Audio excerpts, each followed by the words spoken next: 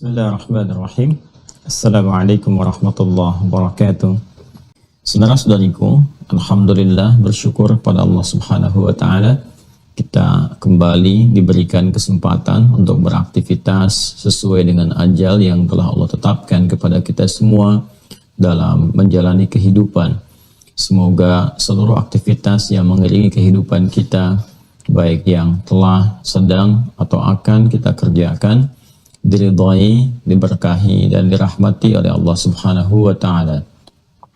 Kita bermohon kepada Allah semoga seluruh hamba-hamba Allah yang berkehidupan sampai detik ini namun belum beriman, dimanapun dia berada, diberikan kekuatan dalam jiwa dan lisan mereka agar mampu bersyahadat sebelum wafat dan kembali kepada Allah Subhanahu wa ta'ala. Semoga para pelaku maksiat, siapapun dari manapun keadaannya, dan boleh jadi kita termasuk di antara mereka, diberikan kekuatan oleh Allah untuk bertobat, memperbaiki kehidupan menjadi lebih mulia, dan semoga kita wafat dalam keadaan husnul khatimah. Kita akan mencoba melanjutkan pembahasan kita di pertemuan kali ini, dan alhamdulillah sebelumnya kita telah melakukan Zoom dalam sesi zonasi, baik di hari Sabtu ataupun Ahad yang lalu, zona pertama dan kedua. Selanjutnya insya Allah di setiap pekan akan bergabung dengan kita peserta-peserta yang telah mengaktifkan akun di Mira khususnya. Karena itu bagi saudara-saudariku yang belum mengaktifkan, silahkan diaktifkan sehingga bisa memanfaatkan sesi di Sabtu dan Ahad untuk kajian khusus pengayaan dan konsultasi keislaman. Saat ini kita kembali kepada pengajian pokok kita, masih dalam pembahasan pokok yang kedua dalam syariat Islam, yaitu pokok ibadah. Berkenan untuk diingatkan bahwa dalam Islam ada 4 pokok utama yang harus kita maksimalkan, terutama dasar pengetahuannya, sehingga insya Allah bisa lebih baik dalam pengamalan dan penguatan di 4 bagian ini. Yang pertama adalah akidah, pokok dasar keyakinan kita sebagai insan beriman. Yang kedua adalah ibadah, implementasi dari keimanan dan komitmen kita kepada Allah Subhanahu wa ta'ala yang menuhankan dan berkomitmen menyembahnya.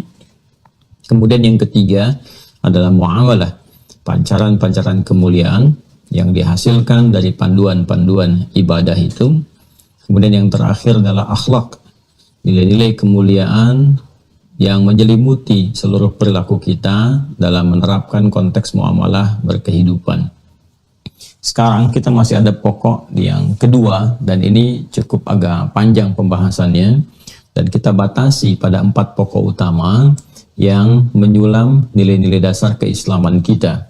4 pokok utama ini menyatu dalam rukun Islam bersama aspek tauhid di syahadatain, yaitu yang pertama salat, kemudian yang kedua zakat, yang ketiga kemudian puasa, dan yang keempat adalah haji mencakup umrah di dalamnya.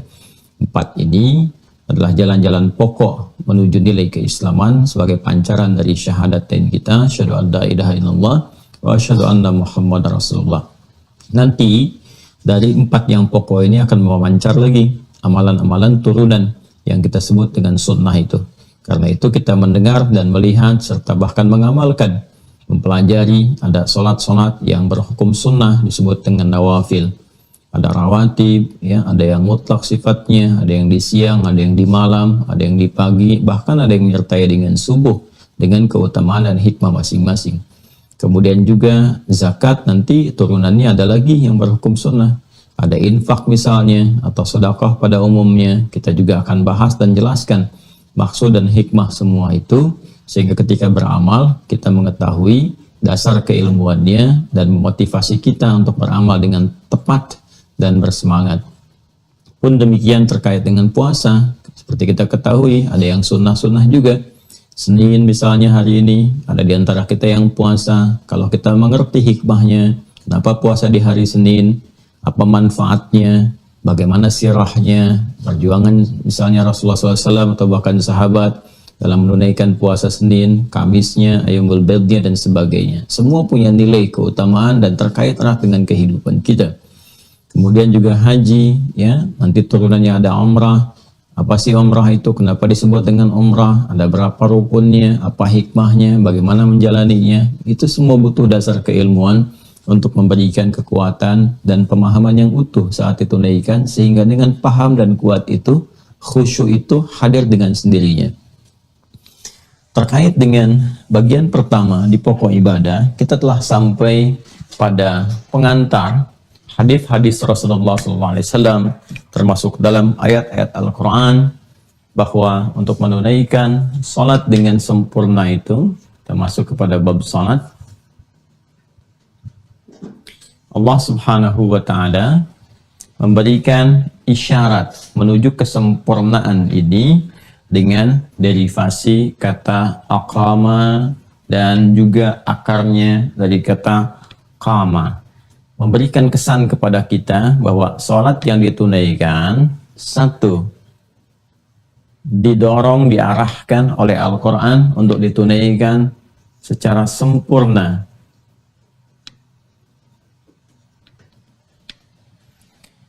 Dan menariknya, kesempurnaan ini mengikat kepada 3 bagian utama dari anatomi manusia. Baik sempurna penunaiannya secara fisik. Ingat, ini dasarnya ya, karena kajian kita, pembahasan kita akan mengacu pada dasar-dasar pemahaman, baik terkait dengan caranya, maknanya, pun demikian hikmahnya. Di hikmah itu nanti ada makna filosofisnya, pengetahuan-pengetahuan dasar yang dengan mengetahui itu pancaran-pancaran ibadah ditunaikan dengan sempurna dengan 3 pendekatan utama.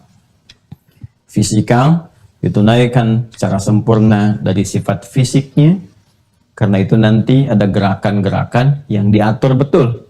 Harus seperti itu cara menunaikannya, semaksimal mungkin kita bisa lakukan.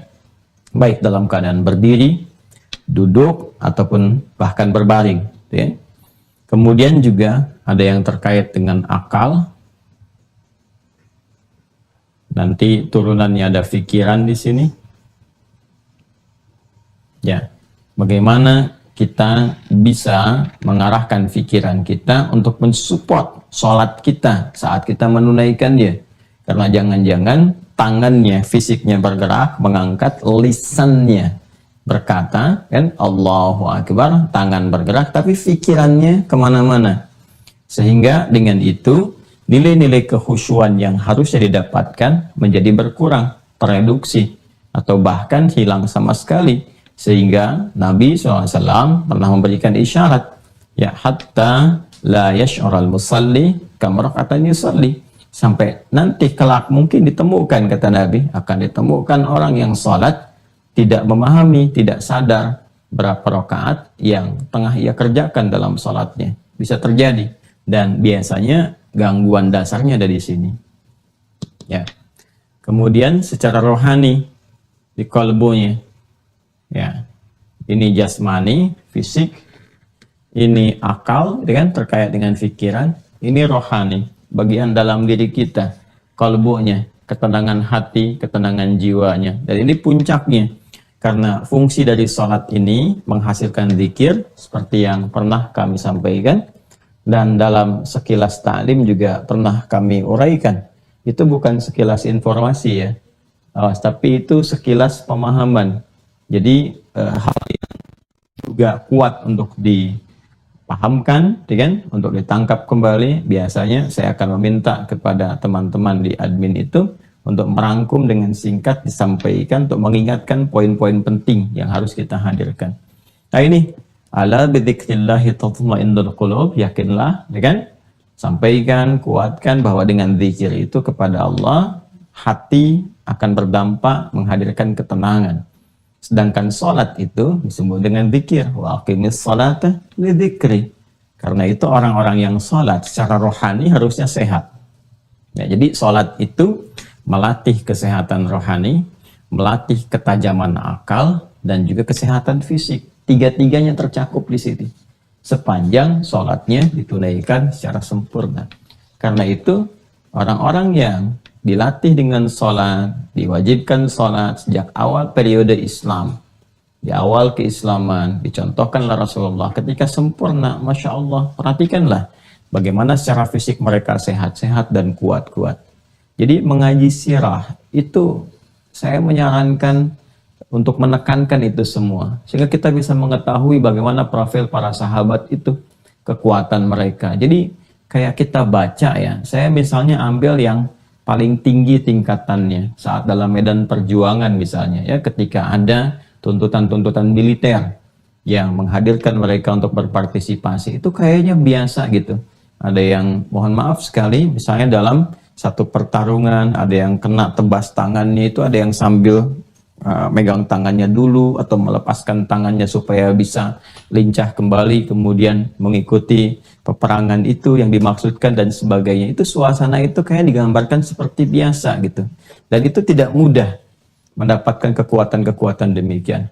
Atau kisah heroiknya Khalid bin Walid yang meminum racun paling kuat di Persia, ketika ditunjukkan oleh Ratu Persia bahwa itu yang paling kuat, ya beliau hanya tersenyum saja, ya kemudian berdoa kepada Allah Subhanahu wa taala, Bismillahilladzi la yadhurru ma'asmihi syai'un fil ardi wala fis sama wa huwas samiul basir. Kemudian diminum, nggak terjadi apa-apa tuh, sampai semua takluk gitu. Nah itu kan sesuatu yang tidak akan muncul kalau rohaninya nggak kuat. Ya, nah ini ada hal-hal yang sangat luar biasa di balik sholat ini, sehingga sangat ditekankan oleh syariat. Manfaatnya tinggi sekali ya. Karena itu tidak main-main terkait dengan sholat ini. Kita berusaha menunaikan secara sempurna dengan pendekatan-pendekatan ini. Karena itulah kemudian di dalam Al-Quran, proses penunaian ibadah sholat ini itu diiringi dengan pengingat tentang kesempurnaannya. Ya. Kemarin saya telah uraikan, baik dengan menggunakan derivasi kata aqama sebagai isyarat kesempurnaannya, aqama yuqimu dengan iqamatan, dan itu turunannya semua disebutkan dengan aqama, misalnya kan, aqama ini isyarat dasarnya. Kemudian yuqimu, keberlangsungannya, baik dalam bentuknya tunggal yuqimu atau jama yuqimuna. Kemudian iqamah bahkan jadi isyarat dasar yang dilakukan sebelum sholat ditunaikan. Ayo iqamat dulu, itu ada kaitan dengan ini seperti yang telah saya jelaskan. Atau derivasi dasar kata awalnya. Ya. Qama. Kalau ini aqama, yuqimu, iqamah, dan kalau sudah melekat ya kekuatan untuk menunaikan dengan sempurna itu, masih ingat, berubah menjadi kata benda, ya kan? Dalam bahasa Arab nanti jadi isim fa'il, sesuatu yang melekat. Jadi mukim, mukimuna, ya kan? Kalau misalnya mau diidofatkan, mukimuna as-salah, na-nya dibuang, nunnya dibuang, jadi mukimus salah, ya. Rabbi ja'alli muqimas salati wa min dzurriyyati. Ya Allah, mohon jadikan aku orang yang konsisten menunaikan sholat dengan sempurna. Itu doa Nabi Ibrahim kan, masih ingat? Karena itu saya selalu katakan bahwa semua Nabi pun, Rasul pun sholat.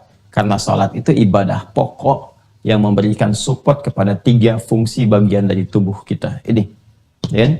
Rabbi ja'alli muqimas salati, muqim itu menunjuk kepada orangnya. Saya teruskan saja begini ya. Ini yuqimu wa aqamas salata wa ataz zakata, ya.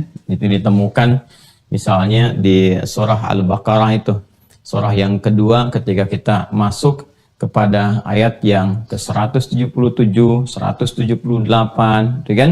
Kita akan temukan ketika Allah berfirman, laisal birra an tuwallu wujuhakum qibalal masyriqi wal maghrib, dan seterusnya sampai menemukan kalimat wa aqamas salata wa ataz zakata, ya, wal mufuna bi ahdihim idza ahadu.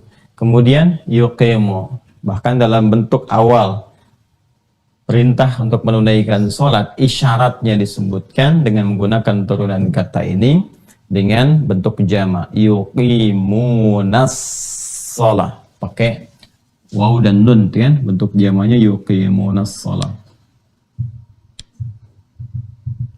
Atau bentuk perintahnya aqim, ini juga banyak dalam bentuk tunggal ataupun jama. Aqim, misalnya kalau kita ingin ambil di Quran surah ke-11 Hud ayat 114, Aqimis salata tarafain nahar wa zulafan minal lail. Ya kan? Atau kita ingin misalnya Quran surah 17 Al-Isra ayat 178. Aqimis salata liduluki syamsi ila ghasaqil lail. Quran surah ke-29 ayat ke-45. Watlu ma uhiya ilaika minal kitab wa aqimis salat. Atau jamaknya aqimu.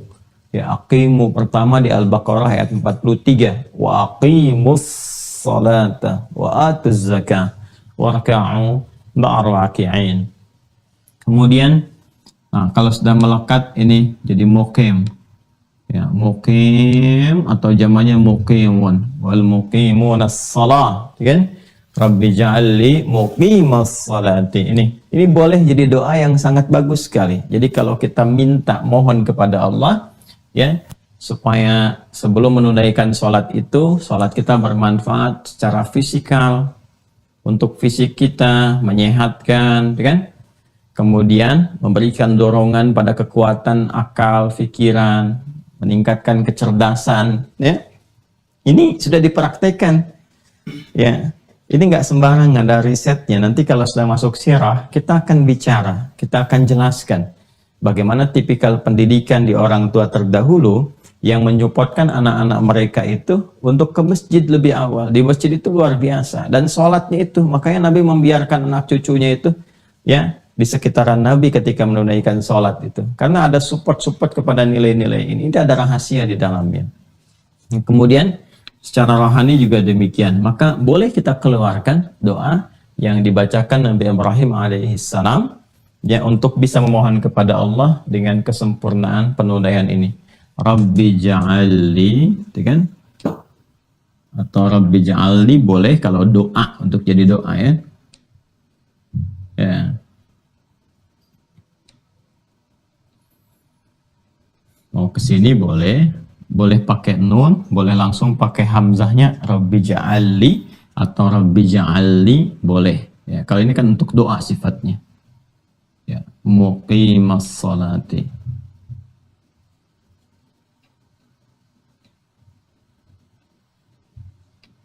Ya.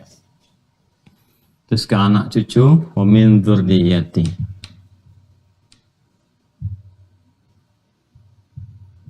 Ya. Kalau seperti ini, Rabbi ja'alni, gitu kan? Rabbi ja'alni. Jelas ya? Rabbi ja'alni, ya Allah, jadikan aku. Kalau kita menggunakan Rabbi ja'alni, ya, Ali ke sini. Nah, jadikan untukku, gitu kan? Jelas ya? Jadikan untukku. Rabbi ja'alni, gitu kan? Jadikan aku. Kalau ke sini Rabbi ja'alli, jadikan untukku. Jelas ya? Nah, kalau yang ini kita minta kita menunaikan sholatnya dengan sempurna. Kalau yang bawah, jadikan kesempurnaan sholat itu melekat pada diriku. Ya, indah sekali bahasa Arab itu. Jelas ya? Nah, jadi setelah kita tahu ini, turunkan ini, nanti dicek-cek lagi ya ayatnya ya, yang tadi saya sampaikan terkait dengan ini. Yang ini semua akim dan seterusnya ya, dicek apa yang saya sampaikan tadi supaya ada turunan-turunan. Ya, ini sudah tadi saya contohkan yang ini ya, di Quran surah ke-11 ayat 114, Quran surah ke-17 kan? Ayat 78, kemudian juga 29 ayat 45, ya, Al-Isra ayat 78, Al-Ankabut ayat 45 dan turunannya. Untuk minta doanya, jadikan ini seperti Nabi Ibrahim memohonkannya. Kalau kita keluarkan dalam bentuk doa, bisa dengan dua cara.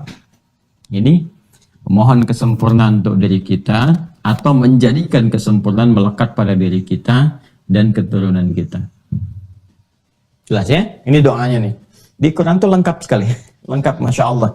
Dijelaskan, diberikan doa, nanti setelah paham ini, baru kita masuk ke tahap pelaksanaannya. Kalau kita ingin mengeksekusi ini semua, maka derivasi katanya berubah, nanti berpindah diksinya ke sini, ke kata koma dan turunannya. Saya ulang ya, Kalau bicara isyarat ke sini, isyarat penguatan, karena manfaat sholat itu banyak terkait dengan fisik, akal, termasuk rohani, baik dunia, alam kubur, ataupun juga sampai ke akhirat. Saya sudah pernah jelaskan, di dunia 5 manfaat, di alam kubur kita terjaga, di akhirat sebagai amal pertama yang ditimbang, yang menentukan kualitas amal yang lainnya, seperti pernah diuraikan. Ini semua tunaikan dengan baik, konsisten menunaikannya. Perhatikan cara memahaminya. Tunaikan dengan sempurna, aqama turunannya. Konsisten dalam menunaikan kesempurnaan itu, berlangsung terus-menerus, yokemona. Diperintahkan untuk mengingatkan kepada kita saking pentingnya kesempurnaan ini. Kalau sudah konsisten, lekatkan itu pada diri kita. Minimal support dulu dengan doa, supaya kita bisa memiliki kekuatan yang Allah berikan untuk bisa menunaikannya dengan baik.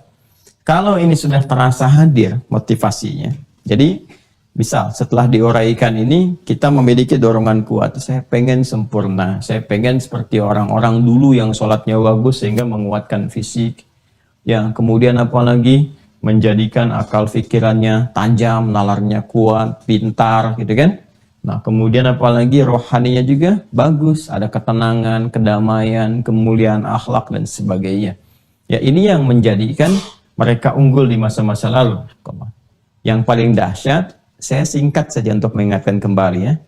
Ini yang menjadikan rahasia di setiap awal masa-masa keemasan itu, sholat jadi prioritas. Dan ini yang dimaksudkan rahasia Nabi menyampaikan untuk orang tua menekankan sholat sejak anak usia 7 tahun, dan memberikan pelajaran untuk penguatan itu sejak usia 10 tahun sampai nanti dekat-dekat ke masa balik. Ya, apa rahasianya? Ke sini. Supaya anak itu tumbuh menjadi anak-anak yang kuat fisiknya, yang nalarnya kuat, pintar, gitu kan? Kemudian juga memiliki kekuatan rohani yang sangat luar biasa. Kalau benar, ya, ini ditunaikan secara sempurna. Ketika ini akan ditunaikan, dilaksanakan, maka pelaksanaannya secara teknis memindahkan diksinya dari kata aqama ke sini, qama. Dan menariknya memberikan isyarat kepada kita keterkaitan dengan ini semua. Kalau Anda ingin menunaikannya dengan sempurna dan siap akan melaksanakannya, mengeksekusinya, maka lakukan langkahnya sebagai berikut. Indah sekali di Quran tuh. Stepnya itu jelas gitu, kelihatan. Nah ini nggak mungkin rekayasa manusia, nggak mungkin dibuat-buat Nabi. Kalau bukan petunjuk Allah ini mustahil bisa begini.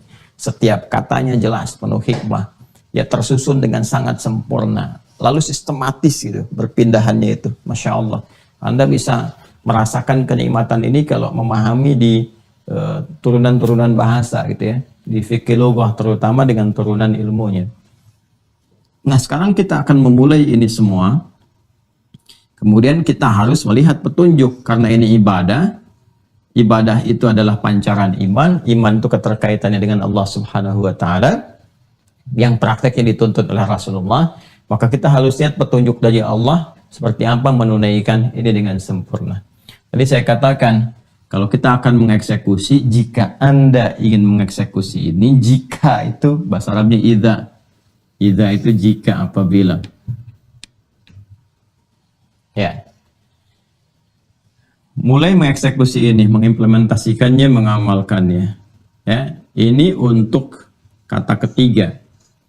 Ya, orang ketiga, idza qama atau idza qamu.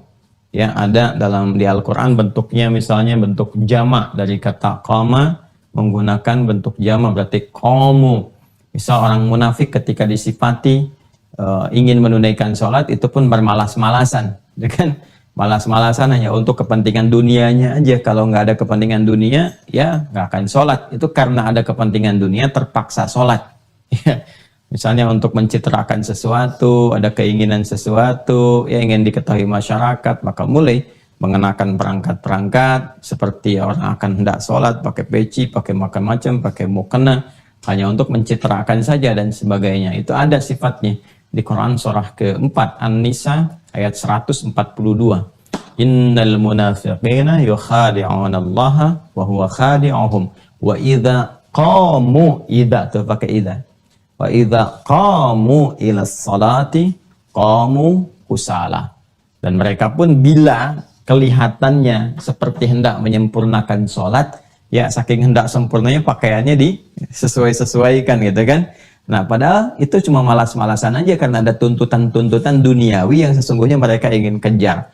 Penyakit nifak itu yang menjadikan orang munafik kan dorongannya duniawi sifatnya, memenuhi nafsu atau memenuhi bisikan-bisikan setan. Ya, itu yang jadi persoalannya. Setan kan merasakan dunia supaya nggak ingat akhirat. Kan lawan akhirat itu kan dunia. Walal akhiratu khairul laka minal ula, gitu kan? Nah, itu lawannya. Jadi diresapkan ke situ kepentingan dunia. Ingat ya, kalau Al-Qur'an tidak langsung memberikan nama, tempat kejadian kapan dan seterusnya, maka rumus tafsirnya adalah kejadian dimaksud akan nampak di setiap masa dengan cara pengemasan yang berbeda-beda. Tokohnya pun bisa berbeda, tapi intinya sama. Menjadikan sholat itu sebagai dari kamuflase kehidupan untuk mendapatkan cita-cita dunia atau kepentingan materi tertentu. Anda akan dapatkan. Ya, kalau sudah begitu kita bisa lihat saja dalam kehidupan. Ya, musim-musim kampanye misalnya, nanti Anda akan melihat apakah benar orang sholat atau cuma sholat-sholatan. Ya, dan seterusnya. Musim-musim untuk mendapatkan promosi ataupun harta benda tertentu. Oh ini proyeknya dari orang soleh nih, harus kita kelihatan sholat juga, Jumatan aja sekalian supaya kelihatan juga kita pun sholat dan sebagainya. Nah ini ya, oh ada dosen nih, bagus, dosennya senang kalau mahasiswanya itu senang ke masjid, makanya cepat datang ke masjid supaya dosen juga ngelihat. Nah itu ya penyakit-penyakit yang menyertai. Saya ingin tunjukkan maksud saya, penerapan yang harus digunakan pada yang tepat, tapi masih dikamuflasekan juga, itulah strategi setan itu luar biasa. Luar biasanya pada keburukan, tak layak kita puji. Ya, seharusnya kita hindari dengan kuat. Wa idza qamu, ini turunannya dalam bentuk yang negatif dan sifatnya jamak. Secara singkat, kalau ini ingin dieksekusi, maka gunakan kata idza. Kemudian kalau kita ingin beralih pada kata ganti yang kedua, ya, Anda, kemudian kalian, ya, Anda, kalian. Maka kita gunakan di sini seperti pernah saya sampaikan, tambahkan tak. Ya? Ingat ya, disingkat dari anta, ya kan? Anta. Jadi an-nya dibuang, tinggalkan taknya di sini. Kalau kita ingin jadikan bentuk jamak kalian, ini Anda, kamu, gitu kan? Saya lebih senang menggunakan mungkin Anda ya, lebih agak sopan, lebih netral. Tak untuk laki-laki. Ya, I untuk perempuan. Jelas ya?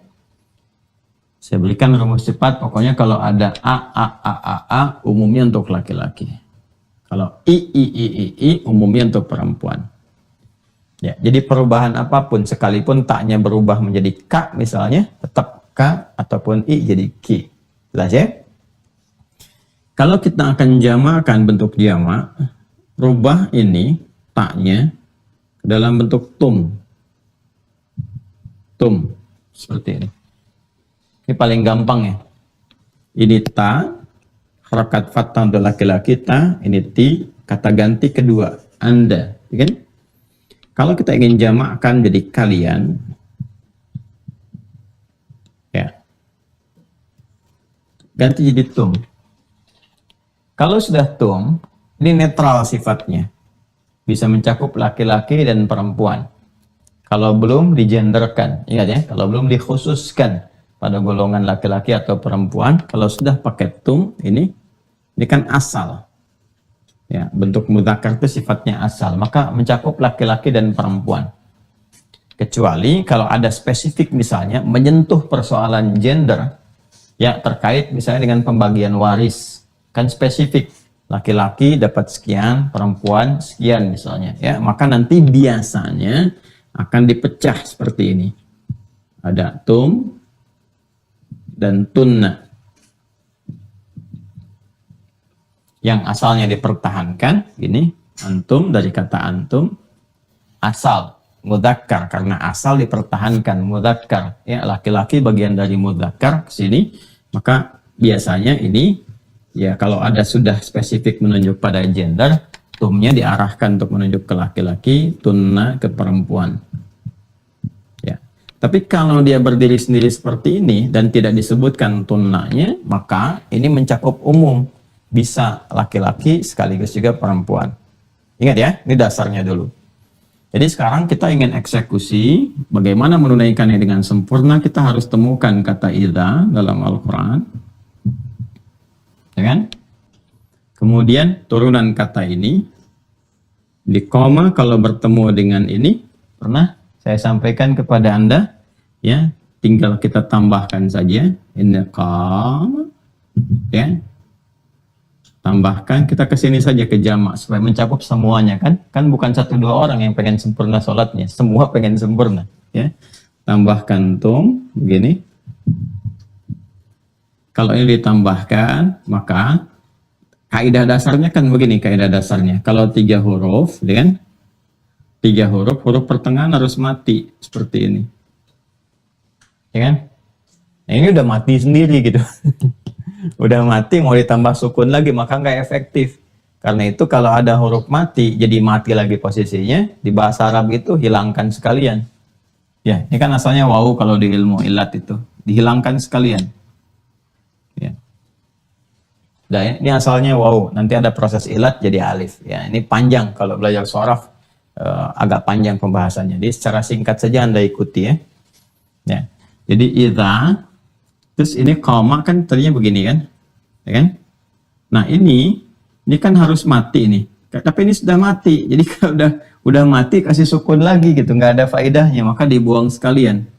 Nah seperti ini. Kemudian ini turunkan ke sini, jadi sudah alifnya hilang. Nah bimnya masuk ke sini, tinggal qaf ya. Nah, karena ini A ini untuk menyesuaikan dengan alif. Tapi ini asalnya waw. Dari kata qawama asalnya. Qawama asalnya. Ini menjadi koma. Ya. Karena itu, karena ini waw kesesuaiannya, kalau dia dihilangkan kembali ke sifat huruf wawunya. Waw dekatnya ke dhammah. Alif dekatnya ke fathah. Ya dekatnya ke kasrah. Kan? Nah, ini ada harakat nanti alif dengan fathah, kasrah, dhammah, nanti itu ada pasangannya masing-masing. Pasangannya ayu nanti ya. Alif ya dengan waw. Nanti karena alif ini dekatnya ke fathah, makanya ini fathah.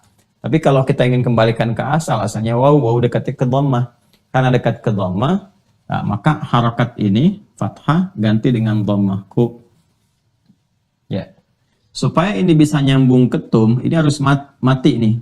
Bimnya harus dimatikan. Tadi kan koma ada harakat fathah di sini, ya kan? Supaya bisa nyambung, kalau ini disatukan ke sini, sementara ini masih berharakat, nggak akan bisa nyambung. Maka kaidahnya dalam bahasa Arab, kalau mau disambungkan dengan kata ganti, sebelum kata ganti harus mati dulu. Ya, jalasa, duduk, kamu duduk, tinggal tambah tak kan? Sebelum tak harus mati. Kalau nggak bisa nyambung. Jalas tak. Aturannya begitu, ya. Kamu duduk, makan akala, kamu makan, matikan huruf sebelum taknya, akal tak, ya kan? Ya, jadi seperti ini misalnya, jalansa, duduk nih. Kita ingin masukkan ini, kamu duduk, tinggal tambah tak kan di ujungnya, tak kan? Nah supaya nyambung ke sini nggak bisa kita bilang jalasa tak, nggak. Harus matikan, ini kaidah ya. Kalau kaidah kan diikuti sesuai dengan dasar bahasanya. Matikan yang ini supaya bisa nyambung, jalas tak. Ini pun sama, dia harus mati supaya bisa nyambung. Jadi yang ini pakai harakat dhammah, yang ini matikan. Kum, baru ketemu tum. Nah. Jadi kalau kita ingin katakan ingin mengeksekusi ini, maka kita harus temukan kata idza, ya kan? Kemudian kumtum. Jelas ya? Jika kamu memang benar-benar ingin menyempurnakan, nah kalian benar-benar, kalian tumnya kalian. Jadi kita terjemahkannya jika, idza apabila, tum kalian, kum ingin menyempurnakan dengan sempurna, ya setelah melihat penjelasan ini kalian ingin mengeksekusi, menunaikan dengan sempurna. Sholat itu, kalau sholat berarti kita tambahkan ila sholah. Ya, kalimatnya ila sholah. Ila sholah. Kan persiapan tuh menuju kan, makanya disebutkan ilahnya. Ya, perhatikan ketika menyebutkan turunan ini langsung ke sholah nggak pakai ilah. Wa yuqimunas sholah wa aqimus sholah, aqimis sholah. Ini turunan kata ini nggak pakai ilah. Tapi kalau kita ingin eksekusi, kan kita menuju persiapan kesempurnaan itu. Makanya disampaikan huruf ilah, harful ghayah, ya. Ini menunjukkan pada tujuan kita, ghayah, tujuan kita. Ya, kalau serius nih, benar-benar ingin sempurna ditunaikannya, jika kalian ingin menyempurnakan, ya, sholat itu menuju kepada fase sholatnya, maka kerjakan dulu ini stepnya. Nah, sekarang kita harus temukan kata ini di Al-Quran. Ya, jelas ya. Nah, secara singkatnya sih saya ingin terangkan, kalau ingin pelaksanaan ini dilakukan, temukan kata idza qumtum ila shalah. Itu sederhananya. Ya, cuman kan apa yang telah kita pelajari di awal memberikan kesan dasar bahwa mahal pelajaran ini. Ya, shorof itu saya mungkin kurang lebih ada berapa tahun ya? 3 tambah 5, 7 tambah 6, 13 tahun tuh. 13 tahun. Ya, jadi dapat ini 13 tahun, sayang kan kalau nggak dibagi. Ada pahala untuk guru-gurunya. Ya, jadi pembelajaran ini ya, secara singkat kita harus cari kata idza qumtum ila shalah. Jadi persiapan menuju kesempurnaan sholat. Apa yang harus dilakukan? Langsung saja. Ya. Dilihat, saya ingin menunjukkan keindahan bahasa Al-Quran, mengorelasikan setiap pembahasan, nggak ada celahnya sama sekali. Sholat, ini kan bagian dari ibadah, pokok yang pertama. Ibadah bisa tertunaikan sebagai implementasi dari iman, ya kan? Ini menjadikan Islam itu bisa tampak, ya, bangunannya. Muslim harus tunduk patuh pada ketentuannya. Seorang disebut Muslim, masuk Islam, kalau beriman, bersyahadat dulu, syahadatain, lalu dibuktikan komitmen imannya lewat ibadah. Di sini ada sholat. Ya. Jadi ketika sholat menjadi bagian pancaran pertama dari ibadah, ini menunjukkan pancaran dari keimanannya.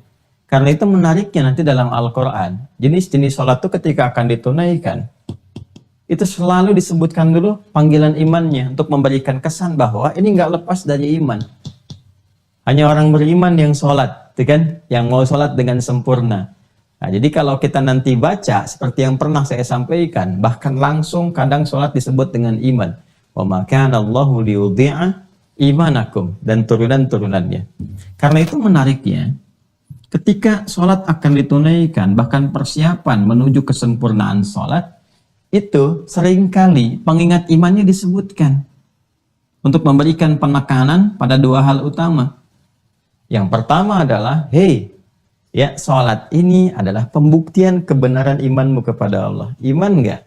Betul nggak Muslim yang mukmin? Betul nggak ada iman? Coba tunjukkan lewat sholat. Kalau nggak ditunjukkan, berarti bermasalah imannya, cuman klaim saja. Sekaligus jadi indikator tingkat keimanan kita. Semakin semangat, semakin ingin sempurna, semakin kuat imannya. Karena itu di dalam Al-Quran, panggilan-panggilan keimanan yang melekatkan iman dalam jiwa kita senantiasa disusulkan ibadah untuk menunjukkan dua hal tadi. Pembuktian komitmen keimanan sekaligus indikator tingkat kekuatan atau kelemahan iman kita yang kita miliki. Ya? Nah, panggilannya, kalau sudah seseorang mengaku beriman, nanti disentuh dengan panggilan pokok dasar. Seperti pernah saya terangkan, ya ayyuhalladzina amanu. Nah,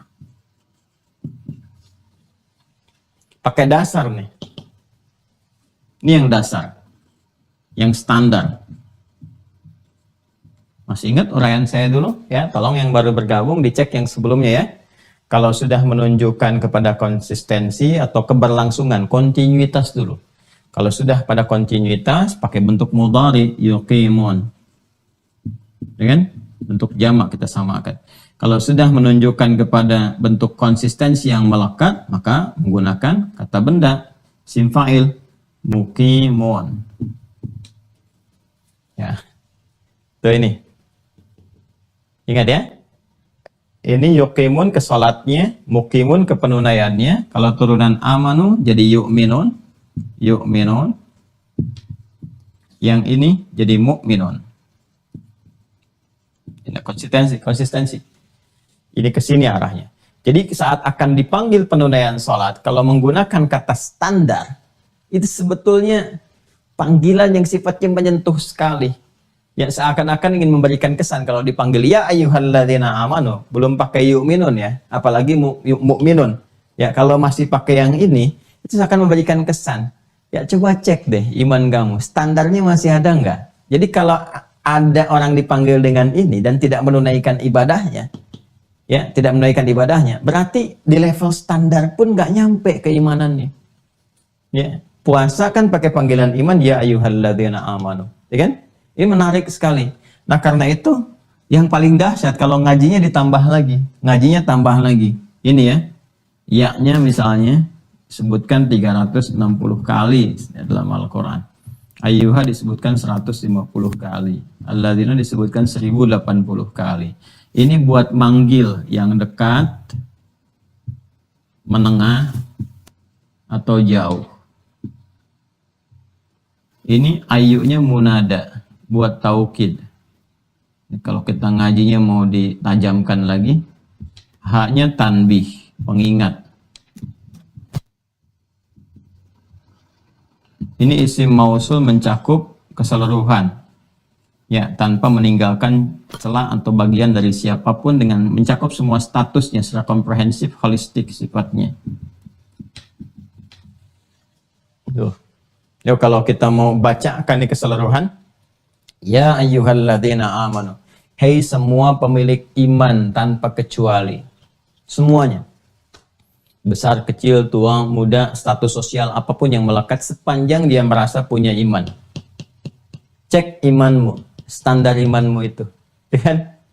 Ya, aku tegaskan ya, penguat, ayu, ya ayu, aku ingatkan ya, hei semua tanpa kecuali, baik yang merasa dekat dengan Allah, atau yang tengah-tengah, atau merasa sedang jauh dari Allah karena sedang maksiat, ya, itu saking indahnya Allah masih disapa. Merasa nggak masih punya iman?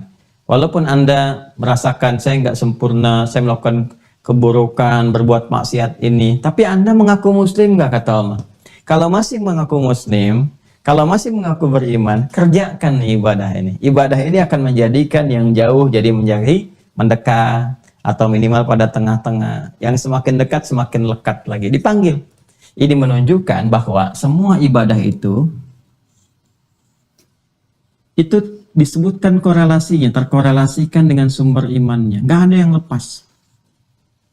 Nah, karena ini prinsip dasar, apalagi kalau mau kemudian diarahkan pada kesempurnaan. Jadi ini harus muncul di awal ini, untuk menunjukkan bahwa ada keterkaitan antara penunaian sholat secara sempurna dengan keimanan kita. Bahwa betul menunaikan kesempurnaan sholat itu bagian dari keimanan. Ya, jadi kalau ada orang yang asal-asalan sholat, ya ini menunjukkan imannya pun kurang sempurna. Jelas ya? Baik, yuk kita temukan kata ya ayyuhalladzina amanu, kemudian ini ingin sempurna, idza qumtum ilas shalah. Ya, secara cepatnya lah kita dapati di Quran surah ke-5 ayat yang ke-6. Al-Maidah ayat 6.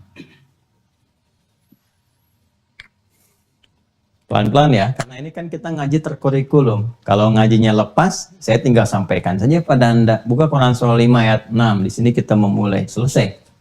Ya, tapi kita ingin terangkan lebih jauh bahwa jika seseorang ingin memulai sholatnya dengan sempurna, bukan sholat yang asal-asalan, bukan sholat yang biasa, tapi ingin mencoba menunaikan secara sempurna, sesuai isyarat Al-Quran, demi mendapatkan manfaat-manfaat bagi fisiknya, akal fikirannya, juga rohaninya. Ini sekaligus juga membuktikan kebenaran imannya. Ya, jadi orang-orang yang benar imannya, maka dia akan terdorong untuk menyempurnakan sholatnya. Maka Allah panggil kita di Quran surah ke-5 ayat ke-6. Ingat, ayat ini untuk kita ya. Allah sedang berbicara kepada kita, menyampaikan kepada kita lewat firman-Nya. Dan dibacakan lewat lisan kita, sehingga langsung terasa pada jiwa kita. Itulah keindahan Al-Quran. Di firman-Nya langsung kita bacakan, hanya bacanya harus pakai ihsan. Kalau pakai ihsan itu lain baca Qur'annya. Ya. Makanya secara bahasa pun, secara pembacaan pun kan ada tahsin, memperbaiki bacaan. Nah, memperbaiki rohaninya pakai ihsan. Merasakan bahwa ketika membaca itu, ayat itu untuk kita. Allah sedang mengkhitab kita. Ya, kalau perasaan itu hadir, kejiwaannya beda sentuhannya. Jadi bukan sekedar baca begini, tidak. Rasakan bahwa ayat ini untuk kita. Allah sedang menyapa kita, menyampaikan kepada kita. Ihsan an ta'budallaha ka'annaka tarah, fa illam takun tarahu fa innahu yara. Engkau melakukan ibadah itu merasakan sedang diawasi, dilihat, didengar Allah menyampaikan kepada kita. Walaupun kita tak mampu untuk menatapnya. Nanti ada masanya setelah bekalnya cukup, dimensinya berpindah pada hukum tertentu, Allah berikan kenikmatan itu. Wujuhu yawma idzin nadhirah ila rabbiha nadhirah. Quran surah 75 itu ayat 22 sampai 23. Nah, kita kembali ke sini ya. Nah, ya ayyuhalladzina amanu, Quran surah kelima Al-Maidah ayat ke-6. Di mushaf standar paling kiri ya, sebelah atas tuh. Ya ayyuhalladzina amanu, hey semua orang yang telah menyatakan beriman tanpa kecuali. Tadi kan cara menerjemahkannya. Hey semua orang yang telah menyatakan beriman tanpa kecuali. Baik mereka keadaannya merasa dekat dengan Allah, kalau dekat kan termotivasi rajin ibadah. Atau standar saja di tengah-tengah, kalau ada kewajiban dikerjakan, di luar yang wajib belum tentu dilakukan. Atau sedang jauh karena merasa berbuat maksiat. Itu dipanggil dengan huruf yang sama. Seakan-akan Allah memberikan peluang yang sama kepada setiap hamba untuk memperbaiki keadaan dirinya. Ya, kata Allah, ayyuha. Aku ingatkan ya, aku tegaskan ya, ayu pakai taukid untuk semuanya. Cek imanmu. Jika kalian ingin menyempurnakan iman kalian, mengecek kesempurnaan iman, menunjukkan iman kalian masih ada, yuk sempurnakan ibadah sholat itu. Idza qumtum ila sholat.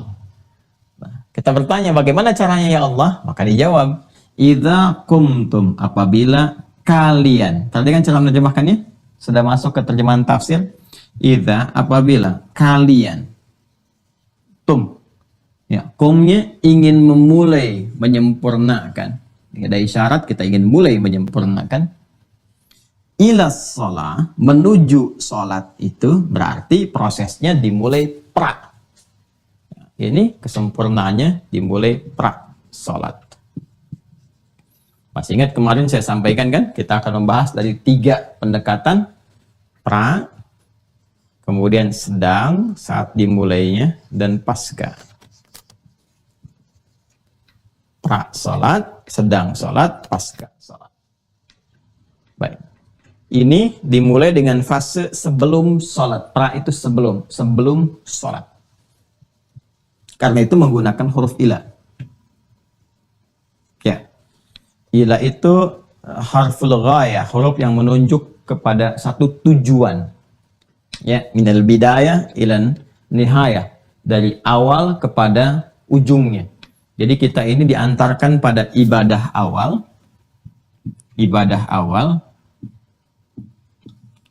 yang mengiringi proses pelaksanaan sholat ke sini. Maka dimulainya dari sini. Jadi, bukan termasuk bagian dari proses penunaiannya, proses yang ditunaikan disebut dengan rukun, ya. Tapi mengikat menjadi syarat penunaiannya, ya itu disebut syarat nanti. Jadi ada rukun, ada syarat. Ya kalau rukun itu bagian yang masuk dalam proses sholat dihitung mulai berlaku proses sholatnya dari awal sampai akhir. Nanti ada 13 saat masuk baru kita kaji itu, ya. Nah, tapi kemudian ada yang menentukan kesempurnaan sholatnya, walaupun tidak menjadi bagian langsung dari proses penunaian sholatnya. Itu syarat namanya. Di syarat itu menentukan ya sah tidaknya satu perbuatan, walaupun tidak menjadi bagian langsung dari perbuatan itu. Terkait dengan sholat ini Allah sampaikan, kalau kalian ingin sempurna, tunaikan itu di awalnya. Sebelum menunaikan sholat, dia akan berpengaruh kepada sah tidaknya sholat. Jadi kalau nggak ditunaikan amalan ini, sholatnya tidak sah, walaupun rukunnya benar. Jelas ya? Sangat menentukan. Idza qumtum ila shalah, apabila kamu ingin menunaikan secara sempurna, ya, fase menuju salat itu, maka dimulai dengan apa? Faghsilu wujuhakum wa aydiyakum ilal marafiq wamsahu bi ru'usikum wa arjulakum ilal ka'bain. Baik, dan seterusnya ayat. Proses ini nanti disebut oleh Rasulullah SAW dengan nama proses wudu. Wudu.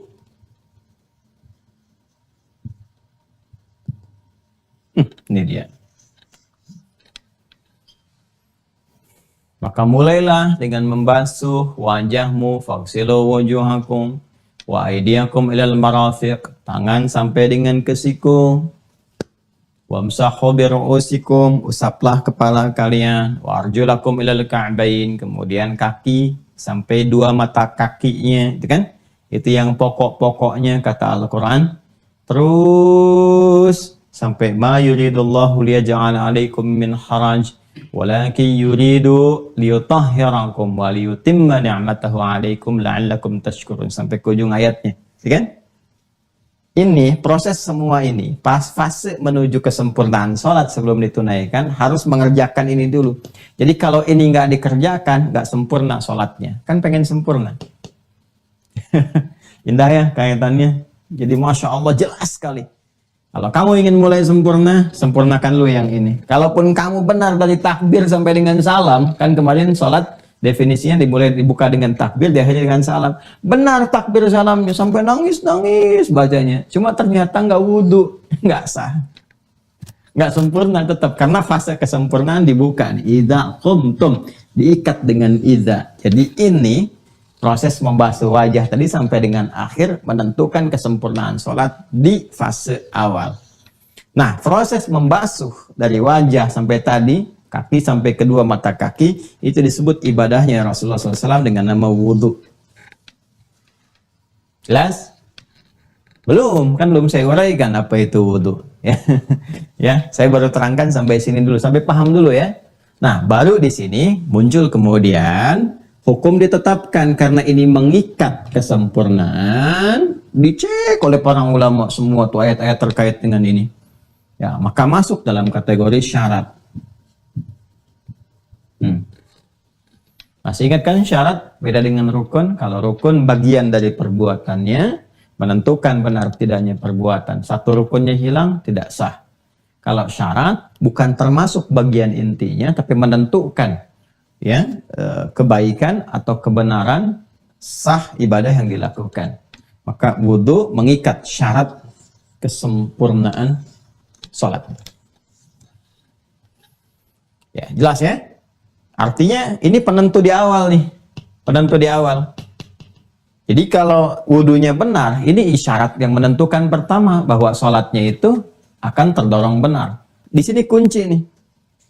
Ya, teori gampangnya begini. Kalau Anda melihat, paling gampang gak usah lihat orang lain ya. Lihat yang terkait dengan diri kita dan sekitaran kita dulu. Anak-anak, bariskan semua suruh wudhu. Anak itu yang wudhunya bagus, baik cara dan sebagainya, itu pasti akan berpengaruh kepada sholatnya pun bagus. Tapi kalau wudhunya sekedar tempel air, ya takut, tek, selesai. Itu pasti sholatnya pun akan terbawa tuh, seperti suasana wudhunya. Lihat aja, naik turun, tengok kanan, tengok kiri, kayak mau nyebrang jalan. Kan?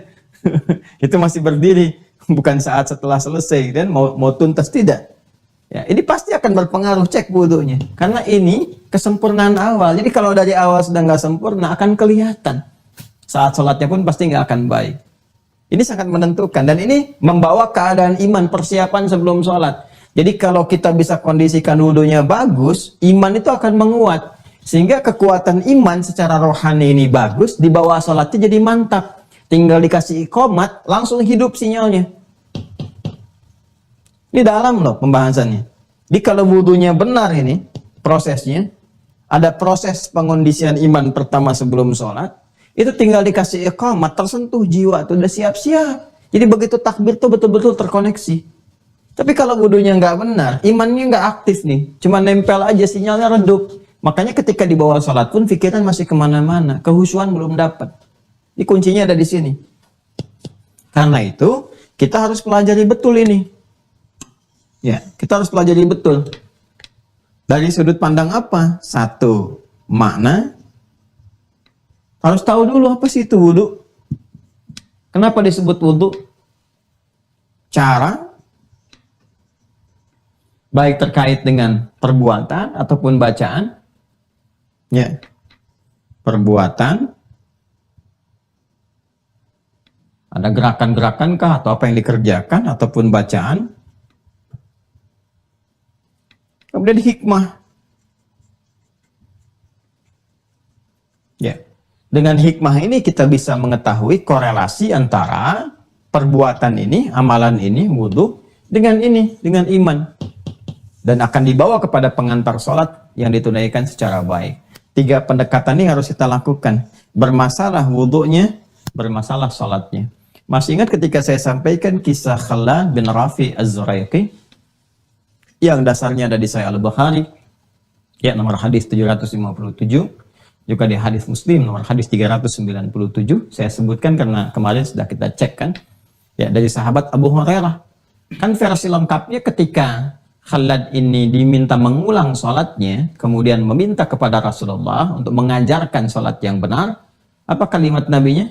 Idza qumta, tuh, idza pakai idza.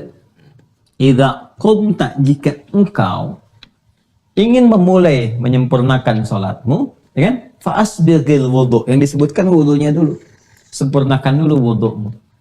Fambastaqbilil qiblah, baru menghadap ke arah kiblat, baru dimulai sholat. Jadi ini fase awal. Jadi kalau sudah wudhunya tidak tepat, maka sholatnya pun diduga tidak akan benar. Hanya formalitas saja untuk menggugurkan kewajiban. Itu masalahnya. Nah, sekarang kita akan masuk ke sini. Apa itu wudhu? Kan? Kemudian bagaimana cara mengerjakannya? Apa hikmahnya? Sampai di titik ini dari awal pembahasan. Bisa dipahami ya?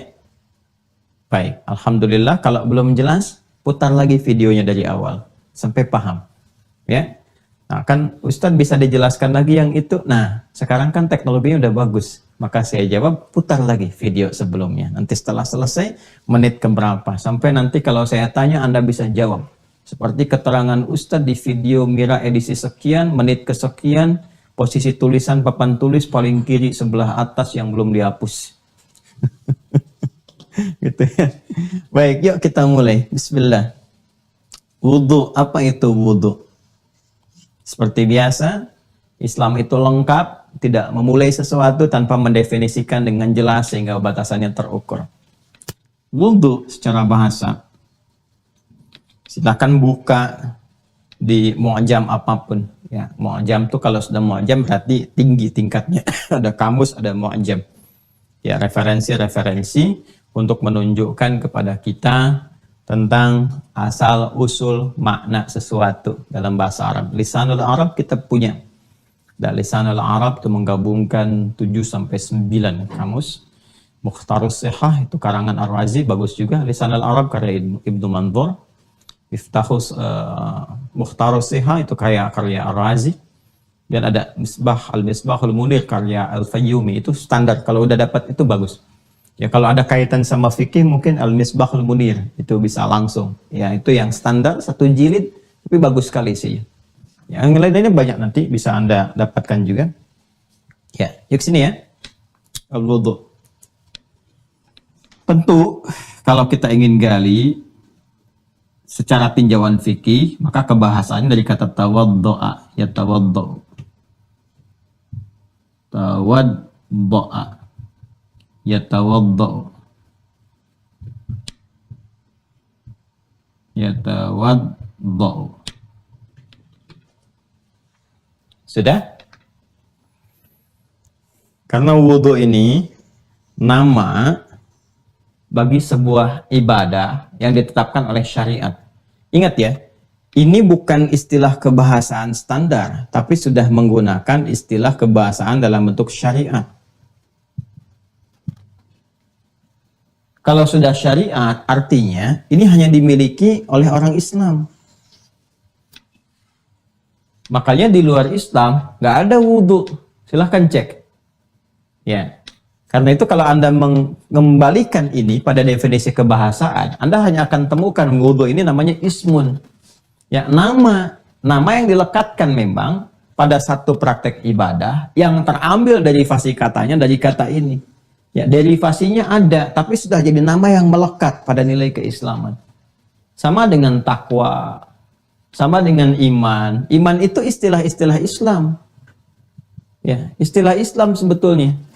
Iman, ihsan, takwa, ya kan? Jadi kalau ada di keyakinan-keyakinan selain Islam, kemudian membawa syiar ini, ya mari kita ibadah untuk meningkatkan iman dan takwa, itu patut bersyukur. Artinya sudah mau mendekat kepada Islam. Karena ini bukan bahasa Arab standar. Ya, di masa-masa jahiliyah nggak ada meningkatkan takwa. Ya, walaupun derivasi katanya dari kata ittaqa dan asal katanya dari kata waqa, ada asal katanya. Tapi ketika menjadi nama tertentu khusus dilekatkan. Ya, seperti kita lah saat ini misalnya ada nama-nama tertentu untuk produk tertentu, walaupun digali dari huruf-huruf ya ditemukan. Oh, tapi kalau yang ini produknya ini untuk nama ini jelas. Ya. Baik. Ini iman, ihsan misalnya, ihsan. Meningkatkan iman dan takwa itu bukan bahasa Arab standar, itu sudah bahasa Arab syariat yang dilekatkan pada kata-kata yang terkait dengan apa? Kosakata Islami. Jadi kalau sudah ada misalnya di satu keyakinan lain selain Islam, sekali lagi yang mengajak pemeluknya untuk meningkatkan iman dan takwa, itu umat Islam patut berbahagia. Artinya apa? Artinya ini sudah mendekati nilai-nilai keislaman nih, ya. Tinggal syahadatnya untuk kita jelaskan dan seterusnya dengan cara yang baik, ya, dengan cara yang elok, yang mulia, sehingga memahamkan. Agama itu bukan memaksakan, tapi memahamkan. Setelah paham, diberikan kebebasan. Masya Allah, itu demokrasi sekali, demokratis sekali pilihan-pilihan. Ya, kalau mau dibawa ke syiar itu ya, sungguhnya ke sini lebih utama. Udah, supaya nggak terlalu lebar ya. Jadi nama khusus satu praktek yang katanya nanti terambil dari turunan kata ini. Ya. Tawadda'a yatawadda'u. Jadi nanti ada wudu, ada wudu. Ya, wudu itu untuk airnya, ma yatawadda'u bihi, gitu kan? Wudu itu prakteknya. Kata ini berasal dari kata tawadda'a, yatawadda'u. Sudah? Asal kata ini, asal dari awalnya, ini kan dapat tambahan. Ya, wazannya kan tafa'ala yatafa'alu. Kalau kita ngaji ilmu sharaf, kan? Jadi kata tafa'ala yatafa'alu, tawadda'a yatawadda'u. Nih. Ini dapat tambahan ta dengan tasydid. Karena akar kata dalam bahasa Arab yang paling dasar itu, yang paling dasar umumnya itu ada 3. Makanya dibuat formulasi namanya fa'ala untuk menunjukkan bahwa ini akar kata yang dasar. Ada fa'ala yaf'ilu, fa'ala yaf'alu, fa'ala yaf'ulu, itu turunannya, ya. Nggak apa-apa pusing sedikit tapi ikutin aja gitu ya. Nah, ini dasar tuh ini. Jadi kalau sudah mendapatkan ada lebih daripada 3 huruf, ya umumnya itu ada tambahan. Umumnya tambahan, walaupun ada nama-nama khusus. Nama-nama khusus itu yang menggunakan 4 ada, tapi umumnya 3. Jadi kalau sudah pakai ta, udah ciri khas, udah pasti tambahan. Kalau ada tasdidnya, udah pasti tambahan. Ya, fa'ala yufa'ilu, ya hassana yuhassinu, tahsin, karrama yukarrimu, takrim. Asalnya dari 3 huruf. Hasuna, karuma. Ini pun asalnya 3 huruf. Ya, cuma nanti dapat tambahan tak dengan tasdid. Nah, jadi ini kalau kita mau turunkan lagi, asal utamanya, ya, itu dari kata dha'a. Ini seperti ini. Kan? Dha'a. Ta'nya tambahan. Ini. Tasdidnya tambahan. Tersisa ini waw dengan hamzah. Kalau hamzah kan huruf hidup. Ya, alif ini huruf mati. Ya, alif mati ini di sini. Waw juga mati. Tadi seperti koma, ini kan saya qawama. Wawnya nggak bisa menerima harakat, ya. Karena ini fathah, harus disesuaikan, ganti jadi alif. Ini pun sama. Dodnya, harakatnya fathah. Wawu nggak bisa menyesuaikan, ganti jadi alif. Doa. Ini asal katanya. Awas, penting sekali. Saya turunkan dulu. Jadi kalau mau cepatnya begini. Dari sini wudhu, kalau ke derivasi kata kerjanya dari tawadha, asal kata ini dari dha. Awas ya. Dan asal ini, alif ini, asalnya wawu. Kenapa penting saya turunkan ini? Untuk menunjukkan keterkaitannya. Nah, ini bisa dimunculkan lagi nanti ketika masuk kepada masdar derivasi ketiga. Ya. Jadi wawunya muncul lagi jadi dau. Nih dauun. Ada tanwinnya, dauun. Kalau sudah tanwin ke kata benda. Kalau ini kan kata kerja, doa, kan? Kalau yang ini tawaddoa pakai tambah ta, pakai tasdid. Tawaddoa ya tawaddau. Jadi kalau saya mengatakan ana tawaddo, saya mau wudu dulu nih. Tapi asal kata tawaddo ini dasarnya doa. Ya, sifatnya dau. Kalau mau ditambahkan misalnya pakai hamzah bisa, addoa bisa, addoa. Ya, ini pakai hamzah. Ini kan yang pakai ta. Pakai hamzah bisa, addoa. Yudhi'u. Bisa. Saya ingin tunjukkan gini, dari kata dasar doa ini bisa ditambah satu pakai hamzah jadi addoa, bisa. Pakai ta dengan tasdid jadi tawaddoa, bisa. Tapi perhatikan baik-baik, ini yang mahal ilmunya, ini mahal sekali. Harus terbang 24 jam, bolak-balik 42 jam. Itu belum karantina. Kalau tambah karantina bisa sebulan perjalanan. Kalau tambah belajar bisa 4 tahun gitu kan. Ini yang mahal nih. Kaidahnya berbunyi ziyadatul mabna tadullu ala ziyadatil ma'na. Kalau ada kata dasar infinitif mendapatkan penambahan huruf baik di awal, tengah-tengah sisipan seperti tasdid ini, maka ini akan berpengaruh kepada perluasan makna. Bertambahnya huruf berpengaruh pada bertambahnya makna. Tadi kan doa sendiri asalnya sinar. Sinar.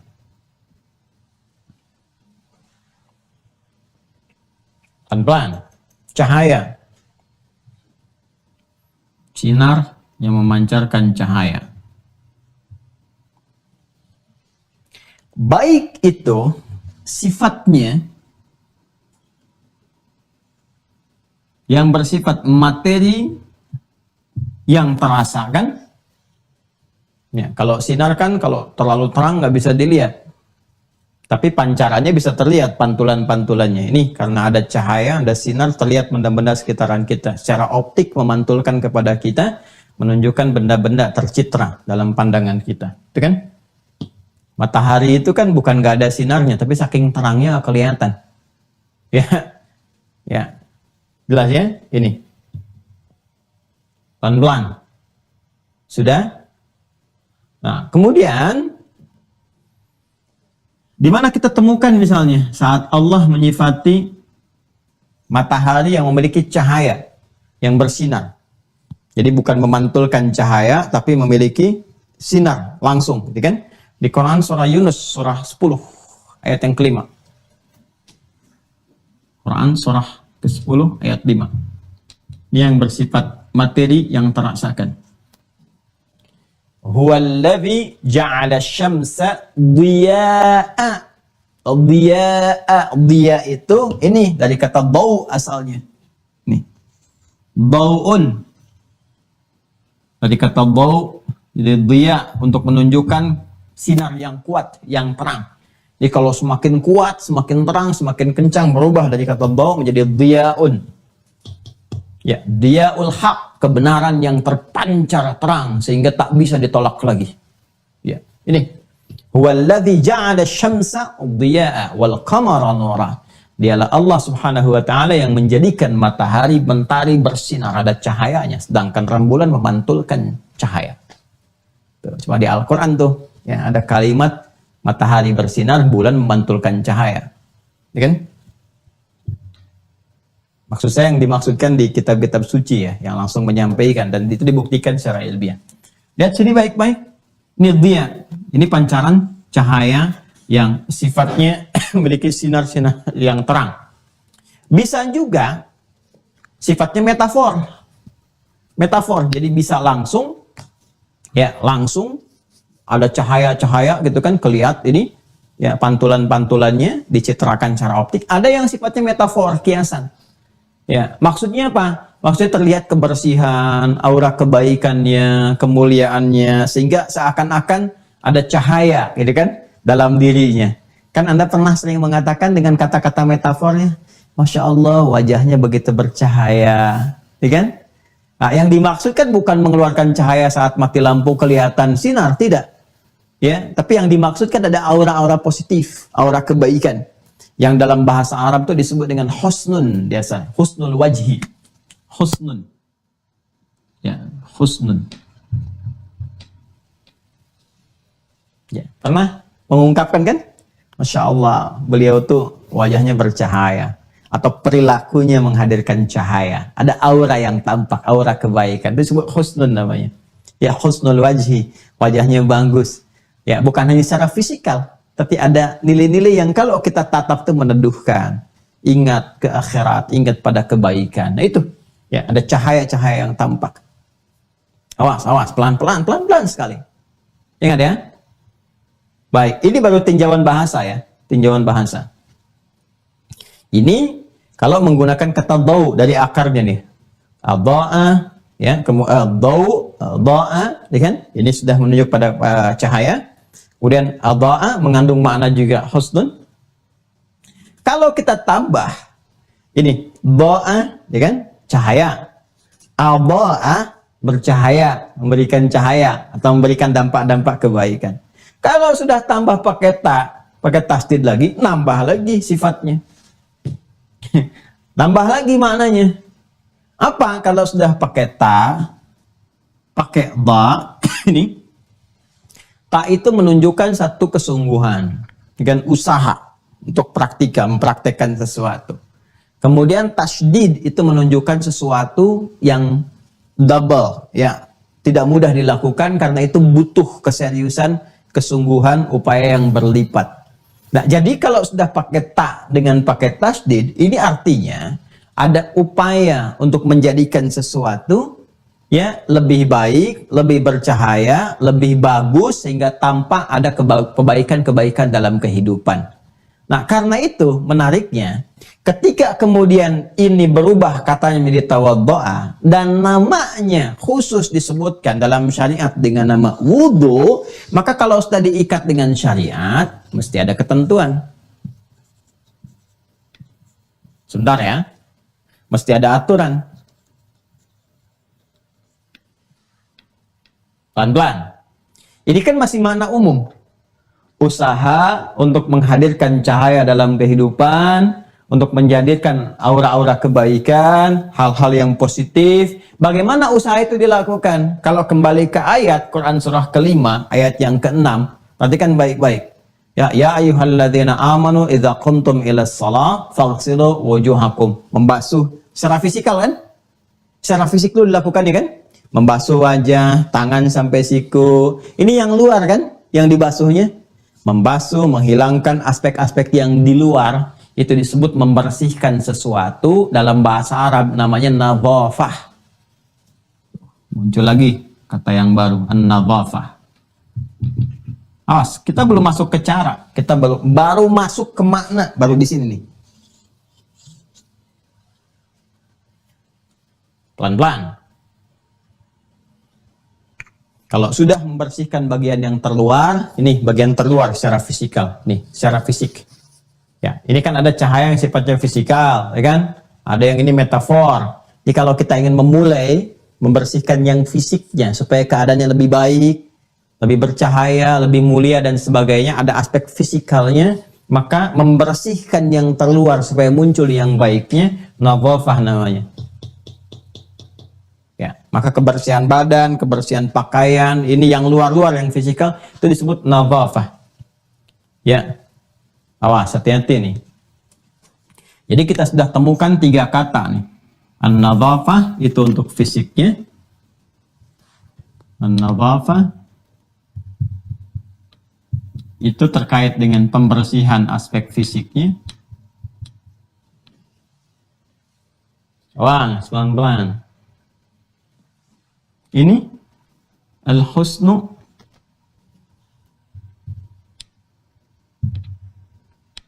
terkait dengan pembersihan aspek rohani. Ya. Kemudian ad-dau juga atau ad-diya. Ad-dau atau ad-diya terkait dengan pancaran-pancaran aura cahaya-cahaya kebaikan, termasuk nanti dari pikiran yang sehat, dari yang baik dan sebagainya. Ini bisa mencakup pada aspek-aspek gabungan ini plus juga tambahan-tambahan ke pikiran, akal, nurani, juga moralnya. Ya, kalau udah pakai ad-dau ini mencakup keseluruhan termasuk nanti aspek-aspek pikiran yang sehatnya, yang baiknya, ya, kemudian juga rohani yang menghadirkan bimbingan cahaya kebaikan sehingga muncul aura-aura kemuliaan dan fisik yang bersih. Gabungan ketiga ini itu dihimpun dalam makna kata tawaddu'a. Sifat nama-nama yang mencakup semua ini, nama yang mencakup namanya, isimnya, kalau ini kan turunan kata kerjanya, verbnya. Nama yang melekat, kalau kita ingin praktekkan ini, pekerjaan ini kita lakukan, mencakup semua ini, namanya disebut dengan apa? Ini wudu. Karena itu kalau Anda ngaji di kitab fikih, Anda akan temukan al-wudu'u lughatan, ya kan? Mencakup ini. Al-husnu wan nadhafatu wad-dau atau ad-diya. Nama lain dari ini semua, kalau kita ingin gabungkan ketiganya, ini, 3 ini, kita gabungkan jadi satu. Ya, nama lainnya disebut taharah namanya. Taharah.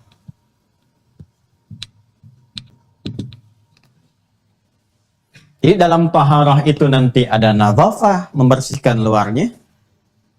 Kemudian ada proses husnu wad-dau, ada membersihkan bagian dalamnya. Di taharah itu sudah lebih dalam daripada nadhafah. Kalau nadhafah cuma luarnya aja. Ya, membersihkan bagian-bagian luar. Tapi kalau sudah taharah, membersihkan dalamnya juga. Awas ya, membersihkan apa? Dalamnya juga. Ya, penting ini. Karena kenapa? Ada orang yang luarnya bersih, bagus. Bahkan pakai jas, pakai dasi, pakai macam-macam. Cuman karena pikirannya nggak bagus, nggak ada cahaya di pikirannya, hatinya nggak bagus, nggak ada aura kebaikan di hatinya, ya mencuri juga. Kadang-kadang mencurinya lebih banyak, ya kan? Makanya orang-orang yang berdasi, yang berjas dan sebagainya, ketika mencuri biasanya lebih banyak dibandingkan dengan orang-orang yang ya melakukan kesalahan yang serupa, sama-sama mencuri tapi nilainya lebih kecil. Silahkan cek. Kenapa? Karena boleh jadi bersih luarnya tapi kotor dalamnya. Ya, nadhafah luarnya bisa bersih, tapi dalamnya belum tentu suci. Kalau kita ingin menyatukan bersih luar dalam, ini taharah namanya. Praktek taharah itu, ya, ketika dipraktekkan dengan ini, terkaitan dengan sholat, penyiapan awal ibadah sholat diberikan nama khusus dalam syariat untuk membedakan dengan yang lain-lainnya. Karena taharah itu baru umum sifatnya. Ya, baru umum, mensucikan dalamnya, membersihkan luarnya. Itu taharah cakupannya, mencakup 3 ini. Kalau kita ingin berikan nama spesifik, ini apa namanya? Ya, taharahnya apa namanya? Kan nama umum. Insan itu umum manusia. Yang laki-laki ada nama khususnya. Rajul, perempuan, mar'ah. Ya, jelas. Ini juga sama. Taharah itu nama umum, mencakup 3 makna ini. Sekarang saya akan kerjakan ibadah yang mendapatkan taharah. Fungsinya untuk taharah. Apa itu? Beri nama dengan wudu. Makanya ketika ayat wudhu disampaikan oleh Al-Quran untuk masuk ke teknis, ujungnya ditutup dengan kalimat, semua wudhu ini, kata Allah, aku syariatkan, bukan ingin memberikan beban, tapi supaya kamu dapat taharah dulu sebelum sholat. Bagaimana bisa sholat kalau badannya kotor? Bagaimana bisa menghadap Allah kalau hatinya nggak bersih? Apa nggak malu menghadap Allah masih ada suudzon, masih ada iri hati, masih ada dendam? Makanya kalau wudhunya benar, ini suci dulu hatinya. Supaya menghadap Allahnya bersih. nggak ada kotoran di pikirannya. Ya, bagaimana bisa sholat pikirannya masih kotor? Prasangka buruk ya pada Allah, pada orang lain, masih ada iri hati. Apa nggak malu sholat membawa iri hati? Dan apa nggak malu membawa kotoran dan sebagainya? Anda nggak ada pimpinan aja supaya bisa diterima baik. Coba bayangkan. Anda dandan yang rapi, yang bagus, berprasangka baik, wawancaranya tuh kalimatnya ditata yang bagus-bagus, pikirannya dibersihkan, ditanya tuh jawabannya bagus-bagus. Sekarang menghadap pada yang maha kuasa, maha segalanya. Karena itu, di Quran surah kelima Al-Ma'idah, ayat yang ke-6, lihat ujung ayatnya. Lihat ujung ayatnya. Ma yuridullahu liyaja'ala alaikum min haraj. Aku syariatkan wudhu ini, kata Allah, bukan bermaksud ingin memberikan beban kepada kalian, bukan ingin menyulitkan. Kenapa sih harus wudhu dulu? Sholat kan tinggal sholat saja. Bukan, kata Allah. Walakin liyutahhirakum. Ini. Liyutahhirakum. Tahara yutahhiru. Tathiran. Ya, isimnya disebut tahara. Tujuan disyariatkannya wudhu itu, kata Allah, untuk mentahharahkan kalian. Ditathhirikum. Tathhiri abdanikum. Wa tathhiri qulubikum. Ya, wa tathhiri akhlanikum. Jadi untuk menyucikan dulu supaya bersih luarnya, suci dalamnya. Kalau sudah dalamnya itu bersih, luarnya bersih, di bawah sholatnya mengantarkan ke khusyuk mudah. Tinggal dikasih iqamat, Allahu Akbar, karena sudah bersih, konektivitas langsung kuat. Makanya saat takbir itu sudah khusyuk. Sudah buang urusan dunia ke belakang, gampang. Tapi kalau ininya nggak benar, belum bersih badannya, dalamnya belum bersih, pikirannya belum baik, belum nyambung, dibawa ke sholat susah dapat khusyuknya. Itu hikmahnya. Jadi kalau kita paham wudhu itu untuk menyiapkan kondisi keadaan diri kita supaya sempurna saat di bawah sholat, akan main-main wudhunya. Dan fungsi wudhu ini bukan sekedar nadhafah, ini taharah. Jadi bukan cuma basuh selesai, tidak. Ya, ada bagian terdalam dalam tangan ini yang harus dibersihkan. Ada bagian terdalam di kepala ini yang harus dibersihkan. Ini taharah. Sehingga muncul sifat husnun, sifat bau, dan sebagainya. Makanya kalau orang wudhunya benar, cahaya-cahaya ini akan hadir, kata Rasulullah. Rasulullah sendiri yang menyampaikan. Akan hadir bahkan saat di hari kiamat. Memberikan tanda, pancaran-pancarannya, bukti bahwa dia benar berwudhu. Ada. Di Al-Bukhari, hadis riwayat Al-Bukhari. Hadis riwayat Al-Bukhari. Topik atau kitab yang keempat, subtopik yang pertama, hadisnya di sub ini nomor yang kedua, di urutan hadisnya nomor 136. Nanti kita buka. Rawinya Abu Hurairah. Abu Hurairah. Ya. Tentang kaitan wudhu dengan cahaya saat di akhirat kelak. Kitabul wudhu. Jelas ya? Subtopik pertama kan Badul Wahyi, kitab tentang dimulainya wahyu. Yang kedua tentang iman, kan? Kitabul iman. Yang ketiga tentang kitabul ilmi, tentang ilmu. Yang keempat kitabul wudhu. Ya. Sudah, topik yang keempat, subtopik yang pertama, hadis nomor 136, riwayatnya rawinya sahabat Abu Hurairah. Sepertinya gampangnya diikutin aja sih ya. Kalau fiqh tinggal diikutin gitu. Cuma kadang-kadang kan orang pengen ngecek. Ya, ayo cek aja deh supaya ketahuan. Sahih Al-Bukhari. Bismillah. Al-Bukhari. Ini kitab ini ya. Nah, sama kitab dengan saya, halaman 44. Bismillah.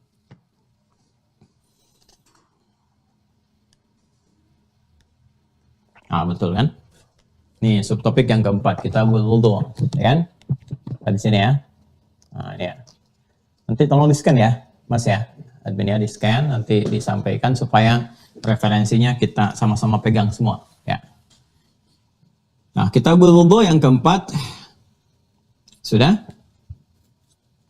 Subtopiknya yang pertama, babu maja'a fil wudhu. Ya. Segala yang terkait dengan wudhu. Nah, ini langsung wa qaulillahi ta'ala. Ya, Allah Subhanahu wa taala berfirman, "Idza qumtum ila shalah faghsilu wujuhakum wa aydiyakum ila al-marafiqi wamsahu bi ra'usikum wa arjulakum ila al-ka'bain." Al-Maidah ayat 6. Persis sama dengan apa yang saya sampaikan. Ya? Nah, kemudian tadi saya katakan nomor hadis 136. Nih, 136 di bawahnya. yang terkait dengan cahaya. Ya. Kalau mau diurut dari 135, apa yang saya sampaikan semua ada di sini. Jadi saya tidak menyampaikan kecuali Al-Quran, hadis, qaul ulama. Quran, hadis, qaul ulama. Qurannya kan sudah, hadisnya sudah. Tadi saya penjelasan sudah saya sampaikan. Masih ingat saya katakan kan? Ya, wudhu itu syarat untuk sholat. Tidak sah sholatnya, gitu kan? Kalau wudhunya tidak sempurna atau tidak berwudhu sama sekali. Jelas ya? Hadisnya dari mana? Nih, yang 135-nya.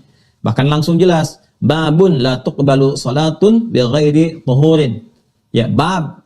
Tidak diterima sholat itu tanpa adanya tuhur, taharah, wudhu. Ya, hadisnya apa? Qala al-Imam al-Bukhari haddatsana Ishaq bin Ibrahim al-Hanzali qala akhbarana Abdul Razzaq qala akhbarana Ma'mar an Hammam ibn Munabbih annahu sami'a Abu Hurairah yaqulu qala Rasulullah sallallahu alaihi wasallam la tuqbalu salatu man ahdatha hatta yatawadda. Kan? Rasulullah SAW bersabda, kan? Tidak diterima salat seseorang yang masih punya hadas, punya kotoran. Hatta yatawadda, sampai dia wudhu. Artinya kalau wudhunya tidak benar atau tidak wudhu sama sekali, ya sholatnya tidak sah, nggak diterima. Jelas ya? Itu yang tadi saya sampaikan dalilnya ini. Sekarang yang terkait kaitan dengan cahaya. Tadi saya katakan nomor hadis 136. Ini kita baca nomor 136. Qala al-Imam al-Bukhari, ya kan?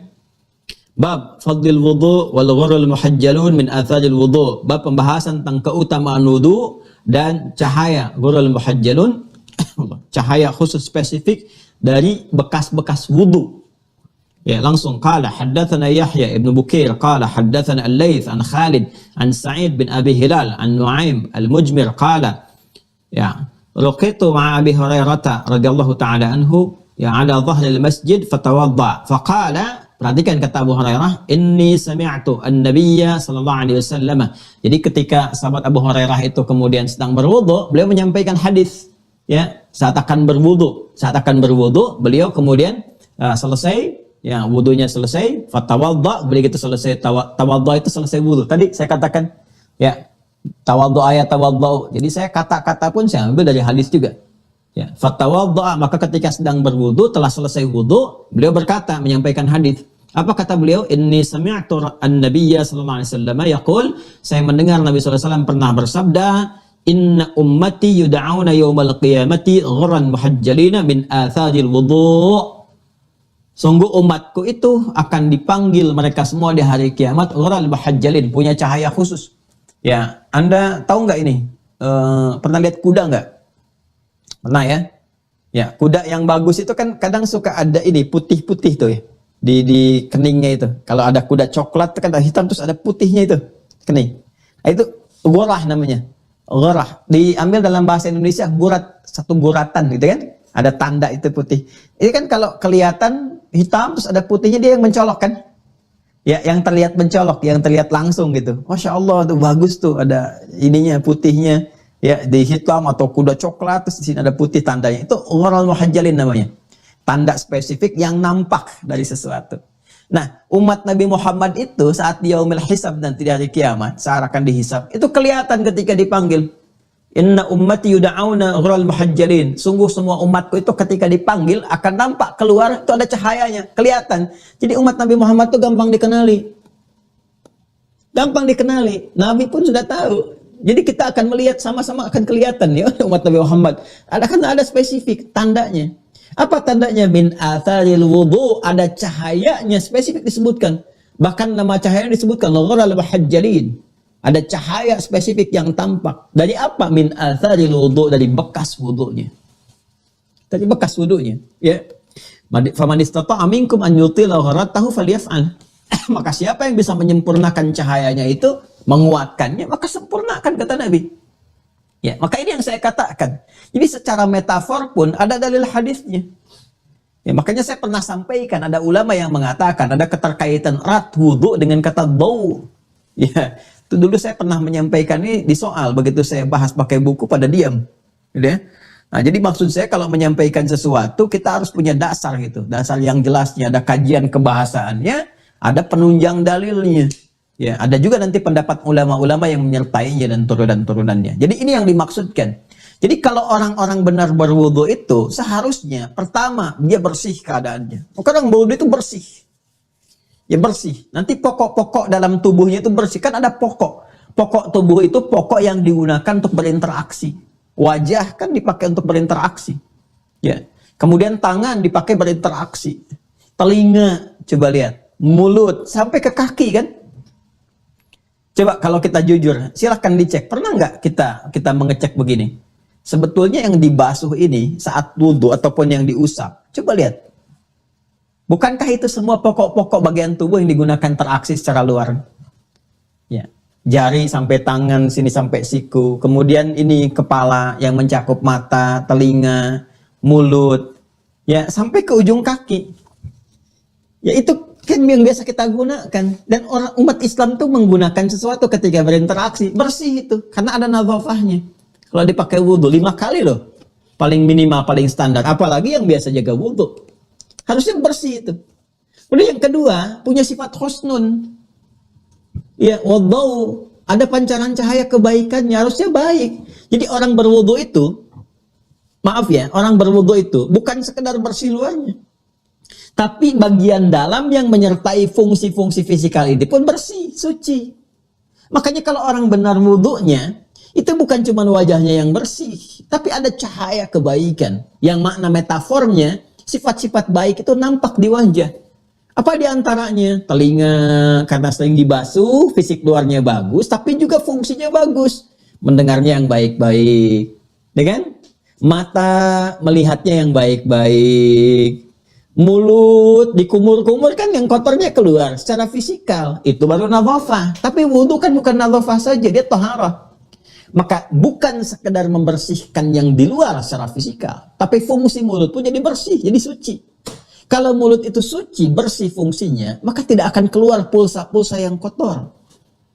Ya, celaan-celaan, makian dan sebagainya, nggak akan keluar itu. Kenapa? Karena wudhu. Jadi kalau cuma membersihkan, kumur-kumur keluar, istinsyak, ya, sampai di semua keluar, itu yang kotornya keluar secara fisikal. Tapi lisannya masih suka berkata yang kotor misalnya, itu belum wudhu, belum taharah namanya. Ya, karena itu kalau kita ngaji lebih dalam, di hadis Muslim disebutkan, kata Rasulullah SAW, ketika seorang itu berwudhu, maka dengan basuhan yang melekat pada bagian tubuhnya itu, kotoran-kotorannya bersamaan dengan jatuhnya air itu kotoran-kotoran hadas dalamnya itu keluar juga, gugur juga dosa-dosanya yang melekat pada perangkat wudhu itu. Kalau dosa berbicara tentang bagian dalam, kalau kotoran hadas bicara tentang bagian luar. Jadi wudhu membersihkan hadas, aspek nadhafah bagian luarnya, sekaligus membersihkan bagian dalamnya. Begitu jatuh tetesan air itu bersamaan dengan jatuhnya, itu gugur pula dosa-dosanya. Harusnya begitu kata Nabi. Dosa yang melekat pada lisan, dosa yang melekat pada mata, pada telinga sampai kaki. Terus kalau dosanya sudah gugur, dosa itu kan lekat dengan kesalahan. Artinya kalau dosanya gugur, salahnya gugur. Yang muncul solehnya. Salah kan lawannya soleh. Jadi saling memengaruhi. Kalau salahnya itu gugur, ya soleh yang naik. Kalau solehnya ditekan, salahnya yang naik. Ya karena itu, coba teruskan lagi ya. Ini kalau kita ngajinya dalam, enak gitu. Coba teruskan. Ya ini. Di awal diterangkan, di pertengahan wudhu kata Nabi dijelaskan, harusnya orang wudhu bukan cuma bersih luarnya, kata Nabi dosanya itu gugur juga yang melekat pada dirinya. Kemudian yang paling menarik apa? Setelah selesai wudhu pun kan kita berdoa kan? Coba masih ingat gak doanya? Pertama mengonfirmasi iman. Awas, mengonfirmasi iman, karena wudhu bagian dari iman, kan panggilannya iman, ya ayyuhalladzina amanu. Maka konfirmasi dulu imannya. Masih ingat iman itu apa? Konfirmasinya syahadat kan? Konfirmasi iman itu syahadat. Asyhadu an la ilaha illallah wa asyhadu anna Muhammadar Rasulullah SAW. Ya ada, itu syahadat kan? Setelah itu apa? Allahumma ja'alni minat tawwabina wa ja'alni minal mutatahhirin. Ya kan? Kalau kita mau mintakan lebih, wa ja'alni min ibadikas salihin. Ya, perhatikan. Allahumma ja'alni minat tawwabin. Ya Allah, mohon jadikan setelah bersyahadat, ya kita katakan, ya Allah, mohon jadikan aku termasuk orang taubat. Tawabin itu kan jamaah dari tawab. Ya Allah, mohon jadikan aku termasuk orang taubat. Sekarang apa hubungannya wudhu dengan taubat? Kok bisa baru selesai wudhu, tapi doanya doa taubat? Ini coba deh, sampai pahami ke situ. Jangan-jangan selama ini dibacakan, tapi kita nggak pahami. Bukan kita, maaf, tapi nggak dipahami isinya. Ya, Allahumma ja'alni minat tawwabin. Ya Allah, mohon jadikan aku termasuk orang taubat. Disebut taubat itu kan kalau mengakui kesalahan, menyesalinya, dan berjanji tidak mengulangi. Jadi dalam wudhu itu ada proses taubat. Sedangkan taubat itu adalah pendidikan rohani yang mengarahkan yang sayyi menjadi hasan, husnun. Su menjadi husnun. Ini. Jadi proses taubat itu larinya ke sini. Allahumma ja'alni minat tawwabin. Ya Allah, mohon jadikan aku termasuk orang yang taubat. Ke sini arahnya. Di saat wudhu itu bukan cuma membasuh, tapi ada proses menghadirkan sifat husnun. Karena itu ulama mengatakan al-husnu wa nadhafatu, sehingga melahirkan cahaya, daun. Itu ghural muhajjalin. Itu konsepsi dasarnya. Ya karena itu orang-orang yang wudhunya benar bukan sekedar membasuh, tapi ada tuntunan nanti. Ya, coba deh kalau mau lebih jeli lagi nanti saat masuk prakteknya. Ya, wajah tuh yang di mana yang dimasuh, ya yang dibasuh kenapa itu? Tangan sampai siku, kenapa bukan siku ke tangan, tapi tangan ke siku? Ya, ini lompatannya sedikit lompatan. Ini ada hikmahnya semua dan terurut kan? Kan ini yang kita pelajari, makna, cara, hikmah. Ya. Coba lihat tuh. Kenapa tangan sampai siku? Wa aydiyakum ilal marafiq, bukan siku ke tangan. Ini urutannya kan urutan interaksi, aktivitas pekerjaan kita. Yang biasa kita gunakan kan jemari. Ya. Jemari ini paling banyak digunakan, makanya dibasuh ini dulu sampai sini. Bahkan di awal-awal sudah dibersihkan begini, di selai-selai takhallal. Ya, kenapa tangan sampai siku bukan siku ke tangan? Karena umum yang digunakan yang ini. Kan Anda kalau mau ngetik di komputer pun sekarang tuh lagi di kolom chat, kan ngetiknya bukan begini. Tapi begini tuh. Ayo, siapa yang komen ini itu yang tidak baik, yang masih memunculkan prasangka jelek, saling mencaci, macam-macam. Kan ini perbuatannya. Maka ini dibasuh, tuh dibersihkan. Sampai ke sini, tuh kan, ke sini tuh dibersihkan. Karena ini engselnya di sini nih. Ya, ini yang menggerakkan nih dari sini nih. Ini yang mendorong dari atas nih, sini tuh, terus. Jelas sekali dalam Islam itu. Ini ke sini ada namanya kafun, ini rusgun ada namanya, ini mirfak ada namanya, ini ada namanya katifun sampai ke sini. Dan semua spesifik. Ini nih. Jadi kalau wudhunya benar, bersih tangan nih bersih tuh. Tuh, ya. Ya, jadi hand sanitizer alami itu wudhu tuh, udah selesai itu. Ya, peduli lindungi pada tanganmu, peduli duniamu dan lindungi akhiratmu. Itu aktifkan aktivasi wudhunya dengan baik tuh. Coba ini kalau benar ini bukan cuma bersih luarnya, tapi ini suci tohar dari sifat-sifat buruk yang menyertainya. Nggak ada ini ngetik yang jelek-jelek lagi, nulis yang buruk, yang baik-baik gitu. Lisan bicara, mata melihat, sampai ke ujung kaki. Demi Allah saya katakan, kalau umat Islam benar-benar mempraktekkan sinyal imannya, wudhu yang benar aja, baik semua kehidupan itu. Baik. Karena spiritnya itu. Makanya kalau sudah suci dalamnya, bersih luarnya, nikmat bertambah. Nikmat bertambah. Nikmat mata itu kan ketika digunakan pada yang baik, terasa enaknya. Lisan, kalau biasa bicara yang baik itu terasa nikmatnya. Punya lisan itu ya, Allah titipkan. Ya, semua kalau digunakan pada yang baik itu terasa nikmatnya. Makanya ketika Allah tutup ayat wudhu itu, Allah jelaskan, aku mintakan kalian wudhu itu untuk menyucikan diri kalian, membersihkan dan menambah nikmat kepada kalian.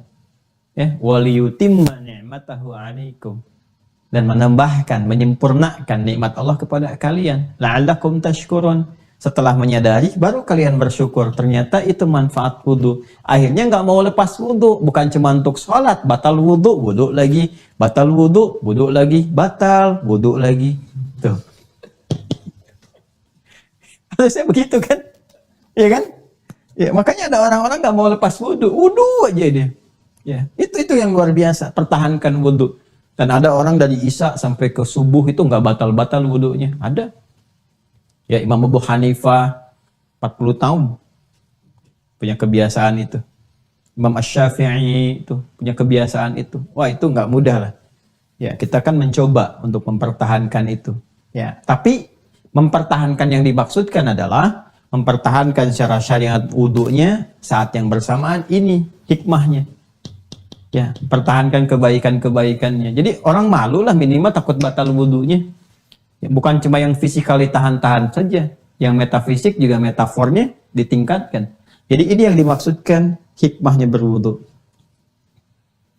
Jadi wudu itu hikmahnya selain menghadirkan kebersihan bagian luarnya secara fisikal, juga menghadirkan kesucian dalamnya. Ya, ini secara kiasan sehingga di akhirat muncul cahaya-cahaya itu, cahaya kebaikannya.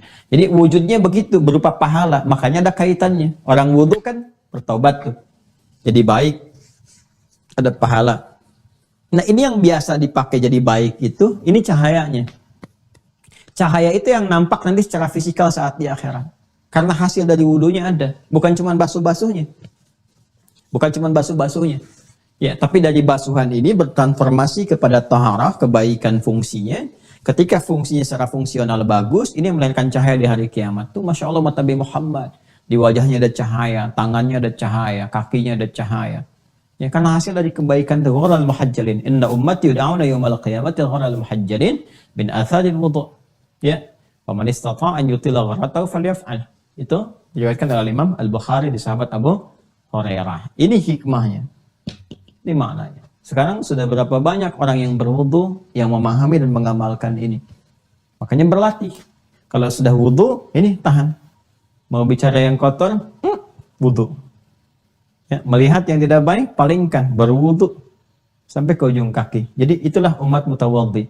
Karena itu orang Arab menyebutkan orang-orang yang baik pandangannya, ya ada aura-aura kebaikan, ya husnun, ya dan menghadirkan satu aura yang mulia, bagus, ada cahaya-cahayanya. Itu orang Arab menyebutnya dengan wadi al-wajhi. Wadi al-wajhi. Ya, kalau Anda buka kamus-kamus itu ya, bahasa Arab itu Anda temukan ada kata wadi al-wajhi. Ya. Wadi al-wajhi. Wajahnya ada cahayanya, ada aura kebaikannya, gitu kan? Nah, mau dikaitkan ya ke sini turunan katanya tuh. Ya, wadhi'un seakar dengan kata ini, dau dari dau'un ke sini ke tawadhu ke wudu deh pada puncaknya. Nah, sekarang apakah semua orang berwudu akan mendapatkan nilai-nilai kebaikan tadi dari sifat taharahnya? Belum tentu kalau tidak benar caranya. Karena itu dengan menyempurnakan cara sesuai ditunjukkan oleh Al-Quran, dijelaskan oleh Nabi Sallallahu Alaihi Wasallam, disampaikan kepada kita oleh para ulama, maka berpotensi mendapatkan makna-makna yang diterangkan tadi, hikmah-hikmah yang dijelaskan tadi, kan? Sehingga dengan itu kita merasakan kesempurnaan dari proses pemantapan sebelum sholat secara fisikal, fisiknya bersih, akal pikirannya juga sudah segar, rohaninya juga sudah kuat dan siap dibawa untuk sholat. Pertanyaannya, bagaimana cara ini wudhu yang dimaksudkan? Seperti apa kita memprosesnya dari awal sampai akhirnya sehingga merasakan kenikmatan-kenikmatan yang tadi diisyaratkan? Itu bahasan kita di pertemuan berikutnya. Saya ingin kita memahami dasarnya dulu sehingga dengan pemahaman dasar ini jadi mengerti kita mengapa kita harus berwudhu dengan sempurna. Sehingga tidak terjadi lagi alih-alih kepala yang dibasuh, rambut yang diutak-atik, kan? Alih-alih kaki yang dibasuh dengan sempurna, cuma disodorkan ke keran air, sehingga terasa cipratannya, dan sholatnya pun cuma mendapatkan cipratannya aja, gitu ya, tidak mendapatkan kehusyuannya. Ini kurang lebih bahasan yang tertuang dari papan tulis yang Anda bisa cek dari mana saya awal menulisnya dengan melihat kembali tayangan video dari awal sampai dengan akhirnya. Masya Allah. Mudah-mudahan saat dihisab nampak tulisan ini ya. Ya, bisa meringankan gitu kan. Jadi Anda kalau dihisab man rebuka di alam kubur tuh tanya. Kalau udah wudhu si anak bisa jawabnya. Ya. Hari kiamat begitu dibuka catatannya tuh, buku catatan masih ada tuh, nampak tuh semuanya. Masya Allah. Kalau ditimbang mudah-mudahan kuat juga timbangannya. Ya, Allahumma tawakkal alaik insyaallah, la haula wala quwata illa billah. Baiklah, itu yang kita bahas. Besok kita akan coba contohkan, mungkin tempatnya agak berbeda karena saya ingin mulai praktekkan supaya lebih terasa gitu ya. Kalau kita begini-begini aja kan udah biasa itu. Tapi saya mungkin akan coba dibantu ya, tim dari teman-teman, kita cari lokasi yang enak mungkin di tempat wudhu supaya kita bisa berbagi bagaimana cara membuka keran. Saya yakin sudah tahu cara membuka keran gitu ya. Tapi bagaimana memanfaatkan air yang mengalir itu yang jadi persoalan gitu kan.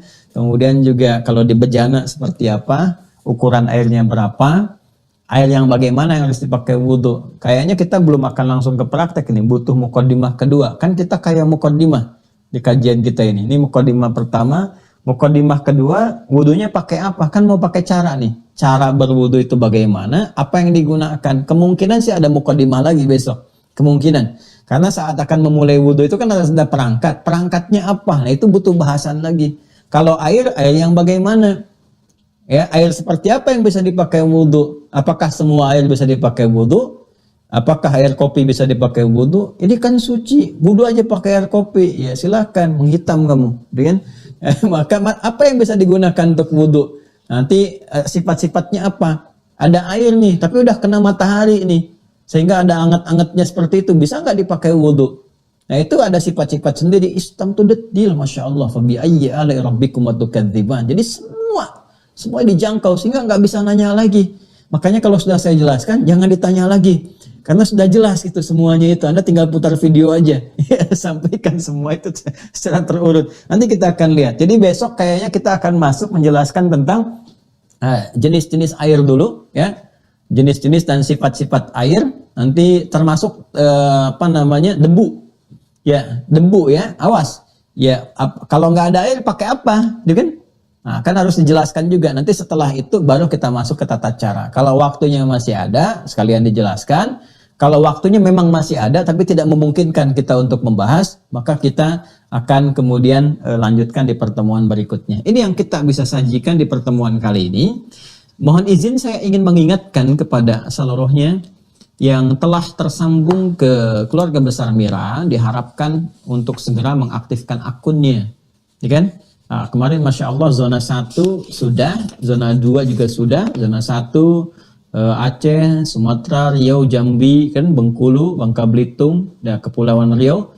Zona 2 kemarin juga sudah, DKI Jakarta, Banten. Ya. Mohon izin untuk selanjutnya di zona berikutnya nanti ada 3, 4 sampai dengan 7 dan akan bersambung juga. Boleh jadi di satu hari itu misalnya ada beberapa jam yang dipisahkan. Ada yang dapat kesempatan subuh, mungkin siang, mungkin malam bisa terjadi. Itu Sabtu dengan Ahad ya. Waktunya menyesuaikan nanti akan diinfokan oleh admin. Nah, untuk mempersingkat dalam sesi dialog, konsultasi itu diharapkan harus memungkinkan Anda tuliskan aja supaya mempercepat. Kadang-kadang kalau kita dengar ada sinyal belum bagus, kan? Koneksi nggak tersambung sehingga waktunya juga berjalan. Ada juga menyampaikan sesuatunya nggak kadang-kadang langsung pada sifatnya sehingga nanti semua punya kesempatan yang terukur. Ya. Dan yang sudah nanti kuota atau jatah untuk bertanyanya atau konsultasinya dibagi dengan yang lain sehingga bisa bergiliran satu dengan yang lainnya. Ya, saya kira itu teman-teman sekalian. Kemudian juga mengingatkan bahwa insya Allah tetap akan bersambung, siap-siap akan mendekat kepada Ramadan. Kita juga akan siapkan materi-materi khusus supaya nanti saat Ramadan insya Allah bisa lebih baik ya penunaiannya. Dan saya juga mengingatkan insya Allah di awal bulan depan proses untuk pembangunan pesantren Mira akan mulai berlangsung. Jadi mungkin nanti di 1-2 hari ini saya akan coba bikin video yang khusus spesifik menyampaikan kepada teman-teman karena sering banyak bertanya. Termasuk juga nanti akan pembukaannya yang formal kapan, bagaimana syaratnya dan sebagainya. Dan bagi teman-teman yang ingin berpartisipasi, ya kita berjariah untuk sama-sama membangun pesantren ini juga kita sudah pernah sampaikan. Silahkan nanti ikuti petunjuknya. Kita ada di Bank Syariah Indonesia atas nama Ma'had Islam Rafi'a Akhir Mira, Ma'had Islam Rafi'a Akhir. nomor rekening 11144444142, 31-nya, 44-nya, kemudian 142. Dan bulan depan insya Allah kita akan memulai, mudah-mudahan Allah meridhai dan memberkahi semua prosesnya sampai berlangsung untuk dilakukan proses pembelajaran. Demikian untuk hari ini, semoga bermanfaat, semoga Allah memberkahi, meridhai dan menyayangi kita semua. Mohon maaf apabila ada yang kurang berkenan, kalau ada yang kurang tepat mohon disampaikan supaya bisa dikoreksi dengan pendekatan yang benar. Terima kasih. Allahumma taqabbal minna innaka antas sami'ul alim. Wa tub 'alaina innaka antat tawwabur rahim. Allahumma ja'alna muqimis salah min dzurriyyatina ya arhamar rahimin waj'alna min atba'i sayyidina Muhammad sallallahu alaihi wasallam wa min ummatihi al-ghurril muhajjalin. Allahumma ya arhamar rahimin ij'alna minal mutawaddi'in at-tawwabin waj'alna min ibadikas salihin. Wa sallallahu ala sayyidina Muhammad wa ala alihi wa sahbihi ajma'in bi rahmatika rabbana atina fid dunya hasanah wa fil akhirati hasanah wa qina adzaban nar. Wa akhiru da'wana subhanakallahumma wa bihamdika nasyhadu an la ilaha illa anta nastaghfiruka wa natubu ilaik. Alhamdulillahi rabbil alamin. Assalamualaikum warahmatullahi wabarakatuh.